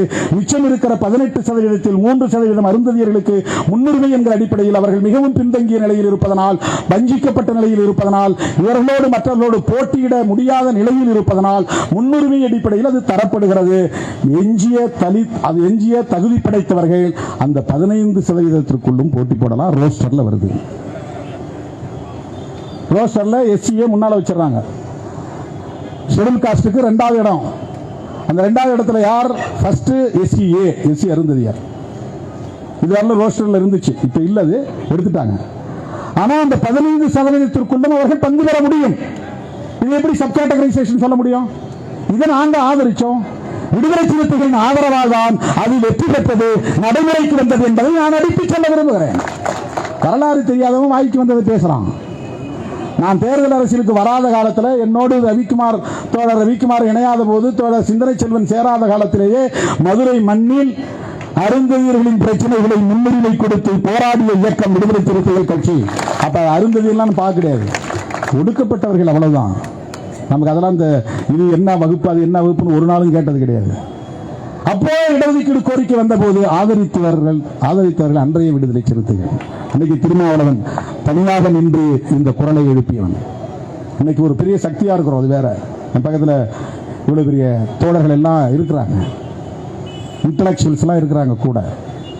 அன்னைக்கு வெறுமனே ஆடு மாடு மேய்க்கிறவன், கொத்து வேலை செய்யறவன், கொளுத்து வேலையா கொத்து வேலையா, கட்டட வேலை செய்யறவன், மரம் ஏறுறவன், அவன் தான் என் கூட இருந்தான். யாரும் படிச்சவன் என் கூட கிடையாது. ஐஏஎஸ் கிடையாது, ஐபிஎஸ் கிடையாது, யாரும் டாக்டர் கிடையாது, எந்த அரசு ஊழியர் கிடையாது, ஆசிரியர் கிடையாது, ஒரு வக்கீல் கிடையாது, எவனுமே இல்லை. அன்னைக்கு போய் கட்டட வேலை செஞ்சுட்டு வந்து அண்ணன் ஒரு வாசம் எழுதி கொடுங்க, நான் போஸ்ட் அடிச்சு ஓட்டுறேன்பா. அடங்க மறுப்போம், அத்து மீறுவோம், திமிரி எழுவோம், திருப்பி அடிப்போம், போய் அடிச்சு ஓட்டுவான். சாதி ஒழிப்பு, மக்கள் விடுதலை எழுதி கொடுப்பேன், அடிச்சு ஓட்டுவான். அப்படிதான் முழக்கங்களை எழுப்பணும். வினோபா காலனி ஏதோ ஒரு காலனி திருவொற்றியூர் இருக்கு, அது என்ன காலனி? விம்கோ நகர்ல வந்து ஒரு கூட்டம் நடந்துச்சு 90களின் தொடக்கத்தில். அப்போ தமிழ் தேசியம் பேசக்கூடிய குழுக்கள்லாம் ஒன்னா சேர்ந்தாங்க. எனக்கும் அழைப்பு கொடுத்தாங்க. என்ன கூட சந்திரபோஸ் வந்தார், இப்ப உயிரோட இல்லை. நாங்க அப்ப 2 பேரும் ரொம்ப திக்கஸ்ட் ஃப்ரெண்ட்ஸுங்க. எப்பவும் ஒரு சிரிக்கி வச்சுட்டே இருப்பாரு என்ன. நாங்க பஸ்ல பயணம் பண்ணி வந்தோம். அந்த கூட்டத்தில் இந்த எஸ்சி ஆர்கனைசேஷன்ஸ், தலித் இயக்கங்கள் எல்லாம் ஒன்னா சேர்த்து ஒரு தமிழ் தேசிய அரசியலை நோக்கி முன்னெடுத்து செல்ல வேண்டும் என்கிற பெயரில் ஆதி தமிழர் விடுதலை முன்னணி அப்படின்னு ஒரு கூட்டமைப்பு உருவாக்குனாங்க பெயரோட. இப்ப நான் கேட்டேன், இந்த ஆதி தமிழர் விடுதலை முன்னணி இருக்க, இதுல யார் யார் எந்தெந்த சமூகங்களை சார்ந்த அமைப்புகள் வரும்னு கேட்டப்போ ஒருத்தர் பளிச்சுன்னு சொன்னாரு, இதுல வந்து அருந்ததியர்கள், சக்கிலியர்களுக்கு சேர முடியாது, இந்த அமைப்புகள் சேர முடியாது. ஏன் தோழர்? அவங்க வந்து தெலுங்கு பேசுகிற செட்டியார்கள் நடத்துகிற மாநாடுகளுக்கு எல்லாம் போறாங்க, நாயுடுகளோட, நாயக்கர்களோட அவங்களுக்கு அந்த அமைப்புகளுக்கு தொடர்பு இருக்கிறது, தமிழ் தேசிய அரசியலுக்கும் அவங்களுக்கும் முரண்பாடு வரும், அதனால சேர்க்கல. அந்த கூட்டத்தில் எதிர்ப்பு தெரிவித்து விட்டு நான் இதில் சேர முடியாது, இதில் இணைந்து என்னால் செயல்பட முடியாது என்று தன்னந்தனி ஆளாக வெளியேறி வந்தவன் திருமாவளவன். இந்த வரலாறுலாம் எவனுக்கு தெரியும்? கண்ணு முடிக்காத குஞ்சுங்களாம் நீ பேசிட்டு கிடக்கு, ஏதோ பேசிட்டு இருக்கிறான், வாய்க்கு வந்ததெல்லாம் பேசிட்டு இருக்கிறான். எதிர்ப்பு தெரிவிச்சு இன்னைக்கு உயிரோடு இருக்கிறார் பொழிலன். கேளுங்க, பொழிலன் தான் அந்த கூட்டத்தில் இருந்தார். தமிழக ஒடுக்கப்பட்டோர் விடுதலை இயக்கம் உருவாக்கின தோழர் பொழிலன் பெருஞ்சித்தனாருடைய மகன். அவன்லாம் இருந்த கூட்டம் தான். விம்கோ நகரில் இன்னைக்கும் பசங்க இருக்கிறாங்க. நான் வந்து இந்திய தேசியம் அப்படிங்கிற விஷயத்தில் வந்து தமிழ் தேசியத்தை சாதி ஒழிப்போட இணைத்து பேசினேன். அதனால அவங்க எல்லாம் முரண்பட்டு நம்ம தம்பி நம்ம கட்சியில் சேர வந்தவங்கலாம் அம்பேத்கர் சிறுத்தைகள் தனியாக போயிட்டாங்க. அப்பவே நான் பறையர் அரசியல் பேசலன்னு என் மேல அவங்களுக்கு கோபம். அதான் வெளிப்படையாக சொல்றேன். எல்லாரும் அவன் சாதியை சொல்லி உணர்வை ஊட்டி கன்சாலிடேட் பண்றான். நீங்க 19 இப்படிதான் பண்டிதர் பண்ணிட்டாரு, இப்படிதான் வந்து ரெட்டமலை சீனிவாசன் பண்ணாரு, இப்படிதான் என்சி ராஜா பண்ணாரு. இந்த சமூகத்தில் பிறக்கிறவங்க எல்லாருமே வந்து பொதுவா பேசியே சுரணை கெட்டு போயிட்டாங்க. இந்த சமுதாயம், இந்த சாதி, இவங்களுக்கு யாருக்கும் சாதி உணர்வே இருக்க மாட்டாங்குது. சாதி உணர்வை ஊற்றதான் எங்க நோக்கம் அப்படின்னு என்கிட்ட வாதாடின பையங்க தான் இன்னைக்கு அம்பேத்கர் சிறுத்தைகள் இருக்கிறாங்க. என்கிட்ட பேசினாங்க. நான் வந்து அப்படிலாம் பேசக்கூடாதுப்பா, தேசிய பார்வையோட பாரு, தமிழ்நாட்டு அரசியலோட பார்க்காத, ஷெட்யூல் காஸ்ட் மக்களை வந்து எப்போதுமே நமக்கு இந்திய தேசிய அரசியல்ல மொழி வழி தேசியத்தை பேசுகிற போது முரண் வரலாம். அந்த முரணை நாங்க பேசுறோம். நாம பேசுறோம் தமிழ் தேசியம், சாதி ஒழிப்புடன் கூடிய தமிழ் தேசியம். விடுதலை சிறுத்தைகளுக்கும் மற்றவர்களுக்கு உள்ள வேறுபாடு அதுதான். மற்றவன் பேசுறது வெறும் மொழி உணர்வு, இன உணர்வு, மாநில உரிமை. விடுதலை சிறுத்தைகள் பேசுவது சனாதன எதிர்ப்புடன் கூடிய இந்திய தேசியத்தை எதிர்த்துதான் தமிழ் தேசியம் வளர முடியும். இதை விவாதிக்க யாரும் வரலாம், விவாதிப்போம். இது அந்த நாள்ல இருந்து நான் பேசிட்டு இருக்கிறேன். அப்படி நான் விம்கோ நகர்ல பிரச்சனை பண்ண காலத்தில் என் கூட தோழர் ரவிக்குமார் கிடையாது, தோழர் சிந்தனை செல்வன் கிடையாது, மற்ற யாரும் கிடையாது. அன்னைக்கு நான் அருந்ததியர் சமூகத்தினரை நீங்கள் சாதிய ஒடுக்குமுறை என்கிற அளவுகோலை கொண்டுதான் பார்க்க வேண்டுமே தவிர மொழி அடிப்படையில் பார்க்கக்கூடாது. திருப்பூரில் கருணா மனோகரன் ஒரு மாநாடு நடத்தினார். ஒரு பாமகவோட முக்கியமான ஒரு புள்ளி தமிழர் வாழ்வு உரிமை மாநாடு நடத்தினார். அப்ப பாமகவுக்கு அரசியலமைப்பு சட்டமே அவர் தான் எழுதி கொடுத்தாருன்னு சொல்லுவார். அவர் இப்ப இருக்கிறாரா என்ன எனக்கு தெரியல. அவர் பேர் கருணா மனோகரன், இறந்துட்டார். அவர் மருத்துவர் ராமதாஸ்லாம் அறிக்கை எழுதி கொடுக்கக்கூடிய அளவுக்கு அவருடைய மனைவி தமிழ்ச்செல்வி ஒருத்தங்க இருந்தாங்க. இவங்க எல்லாம் என்னை அழைச்சிட்டு போய் திருப்பூர்ல ஒரு மாநாடு போட்டாங்க. அந்த மாநாட்டில் எனக்கு முன்னால மயிலாடுதுறை ராமதாஸ் ஒருத்தர் பேசினார். அவர் ஒரு வழக்கறிஞர், மூத்த வழக்கறிஞர். அவர் ரொம்ப ஆவேசமா அருந்ததியர் சமூகத்தினரை, சக்கிலியர் சமூகத்தினரை தமிழ் தேசியம் என்கிற பெயரால் நீங்கள் ஒதுக்க பார்க்கிறீர்கள் என்று கடுமையாக பேசினார். அடுத்து என்ன விட்டாங்க, நான் பேசுறதுக்கு ஒண்ணுமே இல்லை, மயிலாடுதுறை ராமதாஸ் பேசியது வழிமொழிகிறேன் அப்படின்னு நான் பேசினேன். வழிமொழிகிறேன் பேசினேன். அதுக்கப்புறம் நான் என்னுடைய கருத்துக்கெல்லாம் பேசினேன். நான் பேசி முடிச்ச உடனே வெங்காலூர் குணா, அவர் தான் அறிஞர் குணா, அவர் என்னை பிடிச்சி உழுக்குன்னு உழுக்குனார். நீ என்ன சரியான ஆளு நினைச்சு நீ இப்படிப்பட்ட ஆளா இருக்கிறீங்க, வடிவ வந்தவர்களுக்கு துணை போற ஆளா இருக்கிறேன்னு. எனக்கு அது வடிவ வந்தவர்கள் எனக்கு யாரும் தெரியாதுங்க அப்படின்ட்டு கடுமையாக பேசினாரு. அங்கிருந்து எங்களை கருணாமனோகரம் வீட்டுக்கு வாங்க காவி சாப்பிட போனா அவரும் வீட்டுக்கு வந்தார். வீட்டில் வச்சு என்ன வாங்குன்னு வறுத்து எடுத்துட்டாரு. நான் சொன்னேன், மொழி அடிப்படையில் தலித்துகளை ஒருபோதும் பாகுபடுத்த கூடாது. இந்தியா முழுவதும் அன்டச்சபிலிட்டி, டிஸ்கிரிமினேஷன், தீண்டாமைங்கிறது தான், பாகுபாடுங்கிறது தான் ஒரே அளவுகோல். இந்திய அளவில் ஒருங்கிணைஞ்சு நின்று போராடினாதான் இதுக்கு தீர்வு காண முடியும். தமிழ்நாடு அளவில் ஒருங்கிணைஞ்சு போராடிலாம் தீர்வு காண முடியாது. தமிழ்நாட்டில் தமிழ் தேசியம் வளர்ச்சி அடைந்த குட்டி முதலாளிகளின் கோஷம். குட்டி முதலாளிகளா யார் இருப்பான்? தலித்துகளா இருப்பான்? பஸ் ஓனரா யார் இருப்பான்? மில் ஓனரா யார் இருப்பான்? பெரிய வணிகரா யார் இருப்பான்? வர்த்தகரா யார் இருப்பான்? கான்ட்ராக்டரா யார் இருப்பான்? யாராவது தலித்து இருக்கிறான்? அதுல அவர்களுடைய வணிக நோக்கத்தின் அடிப்படையில் தான் இந்த மாதிரியான முழக்கங்கள் அவங்க முன்வைக்கிறாங்கன்னு அன்னைக்கு ஒரு இடதுசாரி பார்வையில் இருந்து நான் விமர்சனம் வைத்து விட்டு வெளியே வந்தேன். இது குட்டி முதலாளிகளின் கோஷம். அப்படி என்றால் அம்பேத்கர் பார்வையில் சாதி இந்துக்களின் கோஷம் சொன்னேன். அன்னைக்கு கருணா மனோகரன் வீட்டில் நடந்த விவாதத்தில் இந்தியா முழுவதும் தலித்துகளை தலித்துன்னு தான் பார்க்கணும், ஷெட்யூல் காஸ்ட் தான் பார்க்கணும், அப்படிதான் ஒருங்கிணைக்கணும். மொழி அடிப்படையில், மாநில அடிப்படையில், பிராந்திய அடிப்படையில், உணவு அடிப்படையில் மக்களை பாகுபடுத்தக் கூடாது. இந்த பார்வை எனக்கு அப்போ இருந்தே உண்டு. அப்போ வாதித்துட்டு இருக்கிறேன். சண்டை வந்துச்சு. அதுல இருந்து எனக்கும் அறிஞர் குணாவுக்கும் எந்த தொடர்பும் இல்லை. அதையோ என்ன தூக்கி போட்டார். அப்புறம் அந்த தமிழ் தேசியம் பேசுற முழுக்க விடுதலை சிறுத்தைகளை டார்கெட் பண்ணி பயங்கரமா அடிச்சாங்க. ரவிக்குமார் ஒரு விமர்சனம் தமிழ் மண் இதழிலே வைத்தார். மிக கடுமையான விமர்சனங்கள் வந்தன. நான் தோழரிடத்திலே சொன்னேன். உடனே அதை நிறுத்திக்கிட்டார். அது நேர்மையா இருக்கிறதா, நேர்மை இல்லையா அது அல்ல. பெரியாரை இந்த நேரத்தில் நாம் சமூக நீதியின் அடையாளமாகத்தான் பார்க்க வேண்டும். தந்தை பெரியாரும் புரட்சியாளர் அம்பேத்கரும் தான் நமக்கான ஆயுதங்கள் என்று நான் ரவிக்குமார் அவரிடத்திலே என் கருத்தை பதிவு செய்தேன். அதோடு நிறுத்தினார். அதுக்கப்புறம் அதை பற்றி என்னைக்குமே அவர் பேசல. அந்த வாதம் சரியா தவறா என்பது வேறு. ஆனால் அந்த நேரத்தில் விடுதலை சிறுத்தைகளை டார்கெட் வச்சு கடுமையாக விமர்சனம் பண்ணாங்க, தாக்குதல் நடத்தினாங்க. அம்பேத்கர் படம் போடக்கூடிய எந்த துண்டறிக்கையிலும் பெரியார் படம் போட்டதில்லை. விடுதலை சிறுத்தைகள் வருகிற வரை, திருமாவளவன் வருகிற வரை அம்பேத்கர் இயக்கங்கள் எல்லாம் அம்பேத்கர் படம் மட்டும்தான் போடுவார்கள். அதில் பெரியார் படம் போட்டு நீங்கள் எங்கேயும் பார்த்திருக்க முடியாது. திருமாவளவனின் வரவுக்கு பிறகுதான் அம்பேத்கர் படமும் பெரியார் படமும் இணைந்த துண்டறிக்கைகளும் சோராட்டிகளும் தமிழகத்தில் பரவின. மானசீகமாக நாம் அவர்களை நம் கொள்கை ஆசான்களாக ஏற்றுக்கொண்டிருக்கிறோம். சமூக நீதி என்கிற ஒற்றை வரையறையில். ஆக தமிழ்நாட்டில் அருந்ததியர் சமூகத்தினருக்கு வழங்கப்படுகிற இடஒதுக்கீட்டை வழங்குவதற்கு முன்னதாக அனைத்து கட்சி கூட்டத்தை கூட்ட வேண்டும் என்று விரும்பிய மார்க்சிஸ்ட் கம்யூனிஸ்ட் கட்சியின் தலைவர் என் வரதராஜன் அவர்களுடைய தலைமையில் அன்றைக்கு தீண்டாமை ஒழிப்பு முன்னணி உள்ளிட்ட அமைப்புகள் அதே கோரிக்கையை வலுவாக பேசிய சூழலில் அன்றைய முதல்வருக்கு ஒரு நெருக்கடியாக மாறிய சூழலில் அனைத்து கட்சி கூட்டத்தை கூட்ட வேண்டும் என்கிற ஒரு நிலைக்கு அவர் தள்ளப்பட்டார். அப்போது அவர் முதலில் அழைத்து என்னையும் தோழர் ரவிக்குமார் அவர்களையும் அழைத்து பேசினார். அவர் என்ன நினைச்சு அழைத்திருப்பார் அப்படின்னு நாங்க பின்னால யூகம் பண்ணோம். அவர் என்ன நினைச்சிருப்பார்னா, சராசரியான ஒரு தலித் தலைவரை போல் திருமாவளவன் பேசுவான் என்று அவர் எதிர்பார்த்திருக்கலாம். நான் அதுக்கு எதிர்ப்பு தெரிவிக்கணும்னு நினைச்சிருக்கலாம். நான் யூகமா சொல்றேன், அவர் வெளிப்படுத்தல. ஏன்னா அவர்கிட்ட என்ன எதிர்பார்த்தது அவர் சொல்ல நினைச்சு என்கிட்ட சொல்லணும்னு அவசியம் இல்லை. என்னை கூப்பிட்டு கேட்கிறார், தோழர் இருந்தார். நாங்கள் சொன்னோம், எப்படி பேக்வேர்டில் மோஸ்ட் பேக்வேர்டு இருக்கிறாங்களோ அந்த மாதிரி ஷெட்யூல் காஸ்ட்ல மோஸ்ட் ஷெட்யூல் காஸ்ட், அந்த கோரிக்கை நியாயமானது, அதை நீங்கள் பரிசீலிக்க வேண்டும். 6% கேட்குறாங்களே, என்ன டேட்டாவோ டேட்டா அடிப்படையில் கொடுங்க. கம்யூனிஸ்ட் தான் 6% வேணும்னு கேட்குறாங்க. திரும்ப சொன்னார், தான் பொதுவாக அவர்கிட்ட தான் பேசுவார், என்கிட்ட கொடுத்து பேச மாட்டார் கலைஞர். 2 பேரும் போனால் அவர்கிட்ட தான் பேசுவார், வாங்கியா பேசுவார், அது வேற விஷயம். தோளில் கை போட்டுக்குவார், அது வேற விஷயம். ஆனால் விவாதம் நடக்கிற போது தோழர் அவர் தான் பேசுவாங்க. இப்போ நான் குறுக்கிட்டு தான் சொன்னேன். 6% கேட்குறாங்க, 18% 3 சொல்லி கேட்குறாங்க. நீங்கள் அனைத்து கட்சி கூட்டத்தை கூட்டுங்க, எது சரியோ, ஆனால் உள்ளுதுக்கீடு தேவை. முதலில் கலைஞரிடத்திலே அழுத்தி சொன்னவர்கள் விடுதலை சிறுத்தைகள். இந்த வரலாறு இன்னைக்கு கூட தீக்கதில் வந்த கட்டுரையை காட்டினார் அண்ணன் நீலவானத்து நிலவன். அதில் தோழர் சம்பத்து எழுதின கட்டுரை அந்த இடத்துல பதிவு பண்ணியிருக்கிறார்.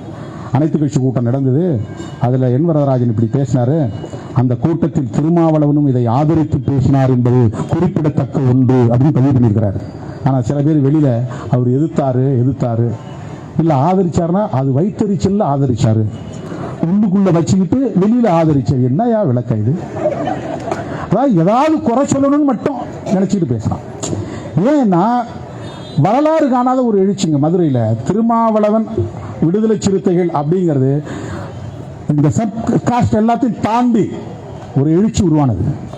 அப்பவே எல்லாம் தடை போட்டாங்க. ஏய் இவன் வேற, அவன் வேற, அவன் அங்கிருந்து வந்திருக்கிறான், அவன் அங்கிருந்து வந்திருக்கிறான், சவுத் ஆர்காடு கடலூர்ல இருந்து, அவன் ஆள் இல்லை போவாத, அவன் பின்னால தடுத்தாங்க.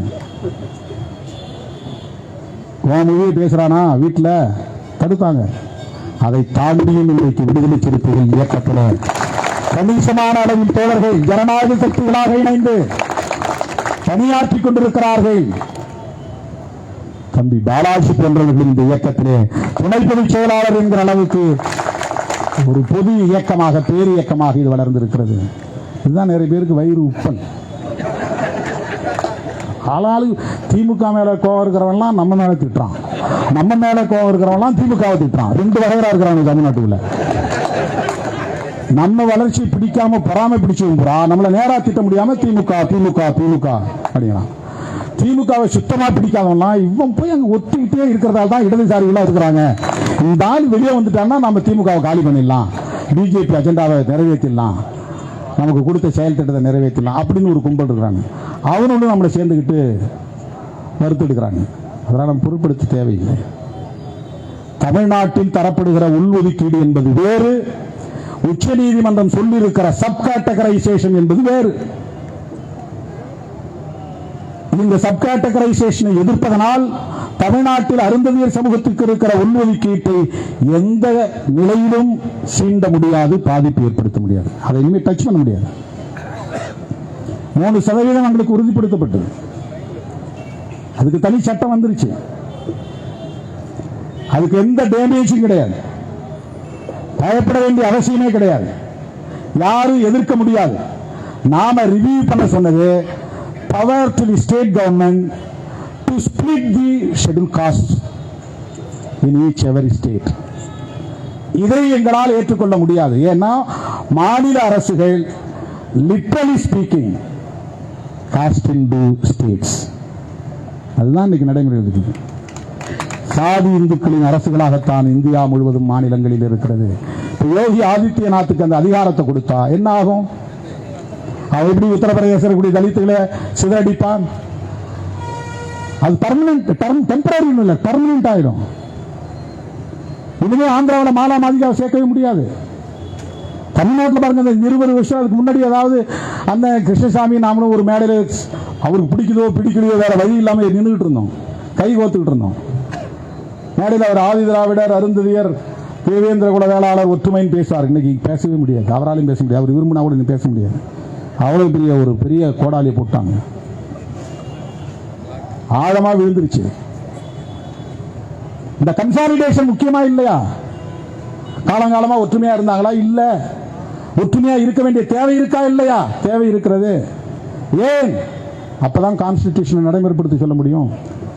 ஏன் கான்ஸ்டிடியூஷன் நடைமுறைப்படுத்த முடியும்? நடைமுறைப்படுத்த வேண்டும். அது ஒண்ணுதான் பிடிமானமே. ஷெட்யூல் காஸ்ட் ஷெட்யூல் டிரைப்ஸ் இங்க தலைநிமிர்ந்து நடப்பதற்கு ஒரே ஒரு பிடிமானம் கான்ஸ்டிடியூஷன் ஆஃப் இந்தியா என்கிற ஒற்றை சட்டம் தான். அது ஒண்ணு மட்டும் போச்சுன்னா முடிஞ்சது கதை. அதுக்கப்புறம் 2000 வருஷத்துக்கு பின்னால நீ போயிடுவாங்க. 6 மாசத்துல ஊதிடுவாங்க, முடிஞ்சது. கான்ஸ்டிடியூஷன் டைலூட் ஆச்சுன்னு முடிஞ்சது. ஆர்டிகல் 341 342 பிரசிடென்ட்டுக்கான அதிகாரத்தை தருகிறது. பார்லிமெண்ட்ல 2 அவை இருக்கு, மாநிலங்களவை மக்களவை, 2லையும் விவாதிக்கணும். ஒரு பட்டியலில் ஒருத்தர் சேர்க்கிறதா இருந்தாலும் பட்டியலில் ஒருத்தர் நீக்கிறதா இருந்தாலும் பார்லிமெண்ட்டுடைய ஒப்புதல் தேவை. இப்ப மாநில அரசு கொடுத்துட்டா இஷ்டத்துக்கு யாரை வேணாலும் சேர்ப்பான், யாரை வேணாலும் நீக்குவான். என்ன பண்ணுவீங்க? யாரை வேணாலும் நீக்க முடியும், யாரை வேணாலும் இணைக்க முடியும். மாநில அரசுக்கு அதிகாரத்தை இந்த மாநில சுயாட்சி அப்படின்னு ஏற்றுக்க முடியுமா? இது மாநில உரிமை அப்படின்னு ஏற்றுக்கொள்ள முடியுமா? தலித்துகளை மேலும் மேலும் நொறுக்குவதற்கான வாய்ப்பை தருகிற எந்த ஒன்றையும் நம்மால் மாநில உரிமை என்கிற பெயரில் கூட ஏற்க முடியாது. இந்த விஷயம் தான் இங்க முக்கியமானது. இந்த பார்வையில் தான் இந்த பிரச்சனையை அணுக வேண்டும். எனவே விடுதலை சிறுத்தைகள் கட்சி தமிழ்நாட்டில் இருக்கிற அருந்ததியர்களுக்கான உள்ஒதுக்கீட்டை பற்றி பேசவில்லை, அதை எதிர்க்கவில்லை. ஆனா இந்த தீர்ப்பு உள்ஒதுக்கீடு தொடர்பான தீர்ப்பு என்பதனால் புரிந்து கொள்வதற்கு உள்ஒதுக்கீடு தொடர்பான உச்சநீதிமன்ற தீர்ப்புன்னு தான் சொல்லணும். அப்படிதான் அட்ரஸ் பண்ண முடியும், அப்படிதான் அட்ரஸ் பண்ண முடியும். ஆனா உள்ள வச்சிருக்கிற உள்குத்து sub categorisation, ABCD, power to the state government என்ன நிலையை கொண்டு போய் விடும்? ஏற்கனவே ஒரு தீர்ப்புல 5 நீதிபதிகள் கொண்ட ஒரு கான்ஸ்டிடியூஷனல் பெஞ்சில் சொல்றான், சில சாதிகள் கிரிமிலேயர் சாதிகளாகவே ஆகிவிட்டன. அதாவது ஒரு சாதிக்குள்ள ஒருத்தர் அதிகாரியா வரான், ஒரு தாசில்தாரா வரான், ஒரு டிஆர்ஓ வரான், ஒரு கலெக்டரா வரான், அவனை கிரிமிலேயர்னு சொல்லலாம். இது என்ன சொல்றான்? ஆந்திராவில் இருக்கிற மாலா கிரிமிலேயர் ஆயிடுச்சு, ஒட்டுமொத்த சாதிக்க இடஒதுக்கீடு தரக்கூடாது. மகாராஷ்டிராவில் மகர் கிரிமிலேயர் ஆயிடுச்சு, ஒட்டுமொத்த சாதிக்க இடஒதுக்கீடு தரக்கூடாது. உத்தரப்பிரதேச இருக்கிற சமார் கிரிமிலேயர் ஆயிருச்சு, அதுக்கு இடஒதுக்கீடு தரக்கூடாது. ஒரு காஸ்டிய அவன் எக்ஸ்க்ளூஷன் பண்ணணுங்கிறான், நீக்கணும்ன்றான். என்ன ஆகும் யோசிச்சு பாருங்க. சமூக நீதியின் மீது பற்றுள்ளவர்கள் தயவு கூர்ந்து இதை இந்த கோணத்தில் பார்க்க வேண்டும். விடுதலை சிறுத்தைகள் இந்த கோணத்தில் தான் இதை அணுகுகிறது. அருந்ததியர் சமூகத்திற்கு மட்டுமல்ல, இதுபோல மைக்ராஸ்கோபிக் மைனாரிட்டியா உள்ள எல்லா சமூகமும் இடஒதுக்கீட்டு பயனை நுகர வேண்டும். அதுக்கு என்ன வழி? சப் கேட்டகரைசேஷன் தான் வழி. சரி, அதை பார்லிமெண்ட் செய்யட்டும், அதை நாங்க அட்மிட் பண்றோம், பார்லிமெண்ட் செய்யட்டும். அவங்க செஞ்சா மட்டும் பிளவுபடாதா?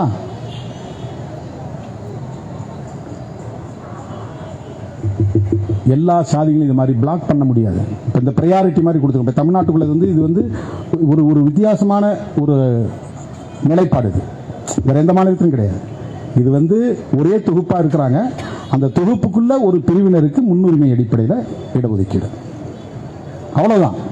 இது இந்த சப்கோட்டா வேற, அவங்க சொல்ற சப் கேட்டகரைசேஷன் பேஸ்ட் சப்கோட்டா என்பது வேற. அதை சப்கோட்டானே சொல்ல முடியாது. தனித்தனியா பிரிச்சு பங்கு போட்டு கொடுத்துட்டு அப்புறம் எங்கிருந்து அது உள்ள ஒதுக்கீடு? 4 பழம் இருக்கு, 4 பேர் வர, 4 பேரும் தனித்தனியா கொடுத்துட்டு அது பேர் உள்ள ஒதுக்கீடு கிடையாது. 5 பேர் கையில ஒரு பழத்தை கொடுத்து ஆளு கொஞ்சமா பிரிச்சுக்க. இவனுக்கு 3 கீற்று அதிகமாக கொடு, மாம்பழத்தில் 3க்கு 10 அறுத்தினா 3 கீற்று இவனு மட்டும் கொடுத்து இவன் சின்ன பையன் பசி தாங்க மாட்டான் இவனுக்கு கொடு அப்படின்னா அது சப்கோட்டா. ஒரு பழத்தை 5 பேர் பங்கு போட்டு அதுல ஒருத்தனுக்கு ஒரு ஸ்பெஷல் அட்டென்ஷன் அடிப்படையில் தனியா கொடுத்தா அது சப்கோட்டா. தனித்தனியா 4 பழத்தை 4 பேருக்கு பிரிச்சு கொடுத்துட்டா அது சப்கோட்டா கிடையாது. இவனுக்கு ஒன்று கொடுத்தாச்சு, அவனுக்கு ஒன்று கொடுத்தாச்சு, அவனுக்கு ஒன்று கொடுத்தாச்சு, அவனுக்கு கொடுத்தாச்சு. Quota divided into 4. The people divided into 4. அப்போ எஸ்சிங்கிற பட்டியலுக்குள்ள ஒரு 25 வருஷத்துக்கு பின்னால் இவங்கெல்லாம் யாராலும் இணைய முடியாது. எல்லாம் மைக்ராஸ்கோபிக் மைனாரிட்டியாக போயிடுவான். அகில இந்திய அளவில் 35 விழுக்காடாக இருக்கக்கூடிய தலித்தை ஒரு 3 விழுக்காடாக ஒரு சாதியாக கொண்டு போய் சுருக்கிறது, ஒரு 2 விழுக்காடாக ஒரு சாதியாக கொண்டு போய் சுருக்கிறது. நீ என்ன சொல்லுவ, எஸ்சி நாங்கள்லாம் 30% இருக்கிறோம் ஆல் இந்தியா லெவல்னு சொல்ல முடியாது. நாங்கள் எஸ்சி, அதில் இன்னும் சாதி நாங்கள் 2% இருக்கிறோம், நாங்கள் 1.5% இருக்குன்னு தான் சொல்ல முடியும். 2% இருக்கிறவன் நீ எங்கே எம்எல்ஏ ஆகிறது, எங்கே எம்பி ஆகிறது, எங்கே சீஃப் மினிஸ்டர் ஆகிறது, எங்கே நீ பிரைம் மினிஸ்டர் ஆகிறது?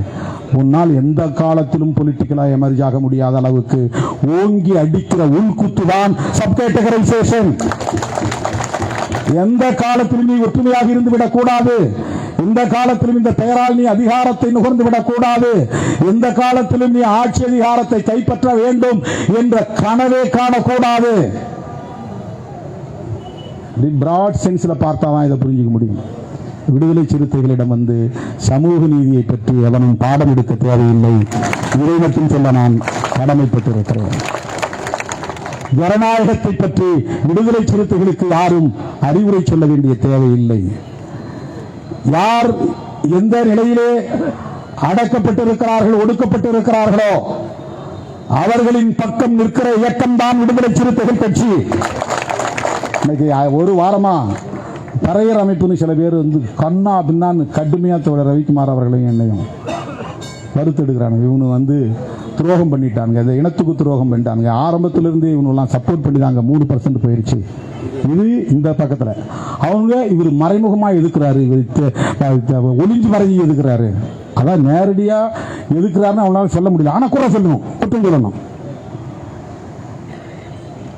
ஏன் மறைமுகமா எதுக்கு, அது என்ன தேவை இருக்கு, எதுக்காக எதிர்க்கும்? எனக்கு அப்படி ஒரு உணர்வே கிடையாது. இன்னொரு சம்பவத்தை சொல்லி நான் முடிக்கிறேன். ராஜபாளையம் பக்கத்தில் மாலையாபுரம்னு ஒரு இடம். மாலையாபுரத்தில் ஒரு கூட்டம் நடத்துகிறாங்க. கொடியேற்றி வைத்து விட்டு ஒரு பெயர் பலகையை திறந்து வச்சுட்டு போகிறேன். அந்த தம்பி இப்போயும் கட்சியில் இருக்கிறாங்களா என்னன்னு எனக்கு தெரியல. அந்த கூட்டத்தை போய் கொடியேற்றி வைத்து விட்டு பெயர் பலகையை திறந்து வச்சுட்டு மேடையில் பேசினேன். என்னுடைய 35 ஆண்டு கால வரலாற்றில் நான் பேசும்போது எழுந்து கூச்சல் போட்ட ஒரே நிகழ்வு அந்த நிகழ்வு தான். அவன் எழுச்சி 10 பேர் கத்துனானுங்க. நான் பாட்டு பேசிட்டே இருந்தேன். அந்த 10 பேரும் கத்திட்டு கூச்சல் போட்டுட்டு விறுவிறுன்னு கிளம்பி போயிட்டாங்க. என்ன அப்பவும் நான் அது கண்டுக்கல. சரி போன அப்புறம் பேசிட்டே இருந்தேன். பேசி முடிச்ச பிறகு என்ன பண்ணேன், இல்லை நீங்கள் ஜான் பாண்டியன் மாதிரி பேச மாட்டாங்கிறீங்களா? நான் அது என்னப்பா ஜான் பாண்டியன் மாதிரி? ஜான் பாண்டியன் அவங்க சாதி பெருமையை பேசுகிறாருல, இவரு சாதி பெருமையை பேச வேண்டியதானே? என்ன சாதி பெருமைப்பா? அதெல்லாம் பறையர்னு பேச வேண்டியதானே? வீர சாம்பவர் வீர பறையர்னு பேச வேண்டியதானே?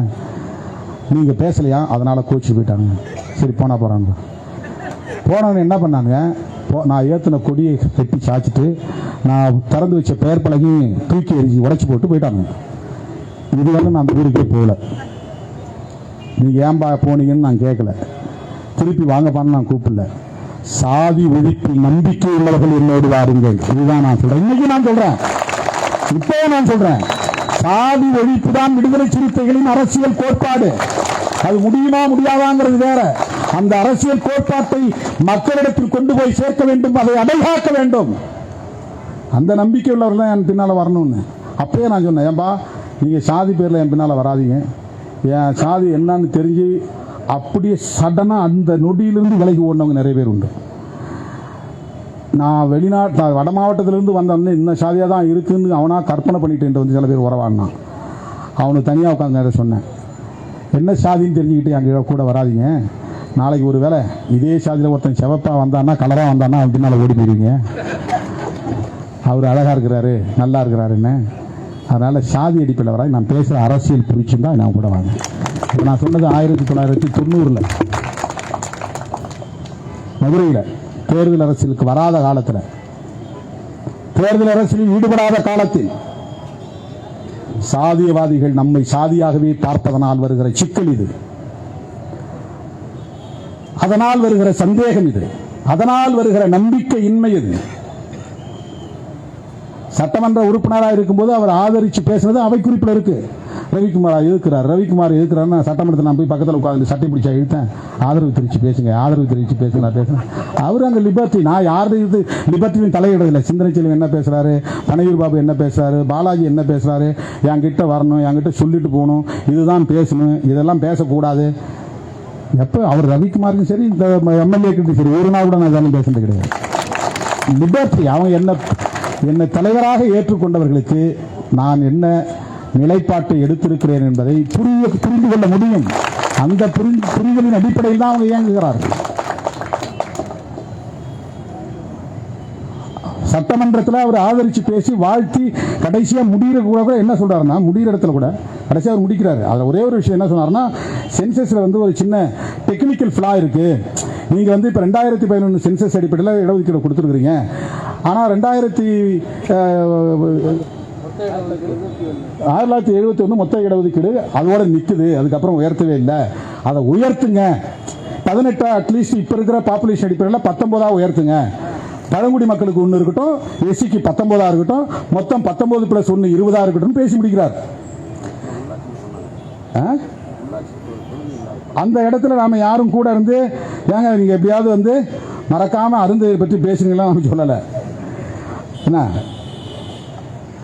அவரு அந்த இடத்துல தன்னியல்பா தன்னுடைய கருத்தை பதிவு செய்கிறார். அருந்ததியர் மக்களுக்கு இடஒதுக்கீடு கொடுத்ததை ஆதரிச்சு பேசிட்டு கடைசியா முடிக்கிற போது இன்னைக்கு இது தோழர்கள் அனுப்பி வச்சது.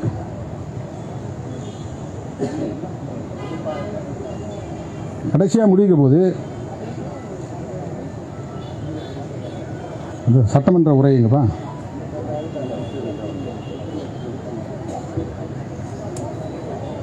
நான் இந்த வன்னியர் செய்தி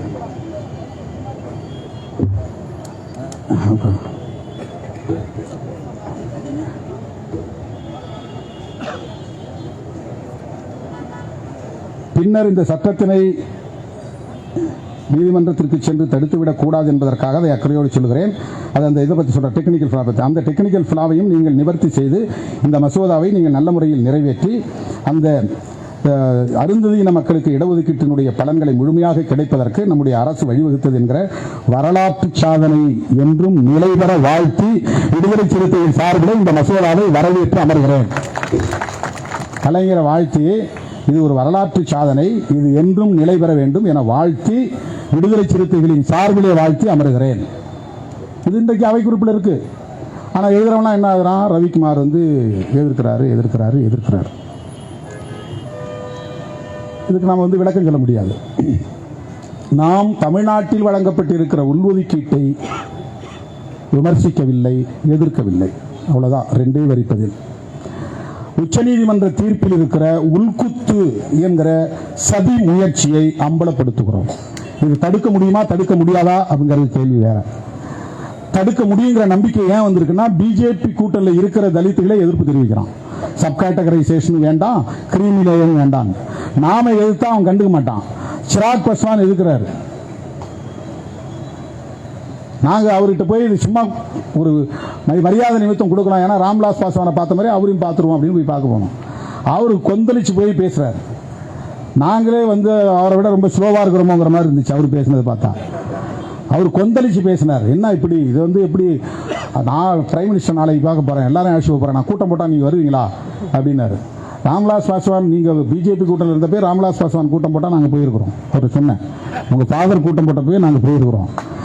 எங்களுக்கு பிஜேபி பிடிக்காத வேற விஷயம், அந்த அணியை நாங்கள் இருக்கோம். அவங்கள்ட்ட சொன்னாங்க, ராம்தாஸ் அத்வாலேட்டே சொல்லுவேன், we are bet against NDA, BJP, but you are my brother, beloved brother, because you are Ambedkarite, I believe still அப்படின்னு அவர் சொல்லியிருக்கேன். இன்னும் நான் நம்புறேன் நீங்க ஒரு அம்பேத்கரியவாதியா இருக்கிறீங்க. ஏன்னா அவர் ஆதி காலத்து தலித் தான்சர் ஜெனரல் செக்ரட்டரி, அவர் தலித் தான்சர் இயக்கத்தினுடைய பொதுச் செயலாளராக இருந்தவர். இன்னைக்கு நான் போவேன், நாங்கள் அதை எதிர்க்கிறது வேற, அவருக்கும் தெரியும். கடுமையாக பார்லிமெண்ட்ல விமர்சிச்சு பேசுறோம், அதுவும் அவருக்கு தெரியும். ஆனால் எங்களை அடிக்கடி கூப்பிடுவார். அவர் கூப்பிட்டு அன்னைக்கு டின்னர் கூப்பிட்டாரு, போவோம். அவர் ஸ்டாண்ட் வேற, பொலிட்டிக்கல் ஸ்டாண்டு, ஏன் ஸ்டாண்டு வேற, பொலிட்டிக்கல் ஸ்டாண்டு. ஆனால் தலித் மக்களுடைய பிரச்சனைகள் என்று வருகிற போது அவர்களும் அங்கே முக்கியமான சக்தியாக இருக்கிறார்கள். போய் பார்த்தோம். சிராக் பஸ்வான் எதிர்க்கிறார். அதனால பிஜேபி கிரீமி லேயர் நடைமுறைப்படுத்த மாட்டோம் யாரை வச்சு சொல்றான்? ரயில்வே துறை அமைச்சரை வச்சு சொல்றாங்க. ரயில்வே துறை அமைச்சருக்கு என்ன ரோல் இருக்கு அதுல? ரயில் ஓடுமா ஓடாதா, எங்க ரயில் புது ரயில் ஓட போறோம், என்ன புது ரயில் என்னென்ன கன்வீனியன்ஸ் உருவாக்க போறோம், அதுதான் நீங்க சொல்லணும். அவரு நாங்க கிரீமி லேயர்லாம் நடைமுறைப்படுத்த மாட்டோம், அது ஒரு அப்சர்வேஷன் தான். அதை பிரதமர்ல சொல்லணும், கேபினெட்ல சொல்லணும், பார்லிமெண்ட்ல சட்டத்துறை அமைச்சர்ல சொல்லணும். லா மினிஸ்டருக்கு அதுல ஒரு ரோல் இருக்கு, அல்லது உள்துறை அமைச்சருக்கு ஒரு ரோல் இருக்கு, அல்லது பிரைம் மினிஸ்டருக்கு ஒரு ரோல் இருக்கு. மினிஸ்டர் ஆஃப் ரயில்வேஸ் சொல்றாரு, நாங்க அதை செய்ய மாட்டோம். அவங்களுக்கு ஏதோ ஒரு நெருடல் இருக்கு, அதுக்குள்ள ஒரு விக்கு வச்சு தான் இருக்கிறாங்க.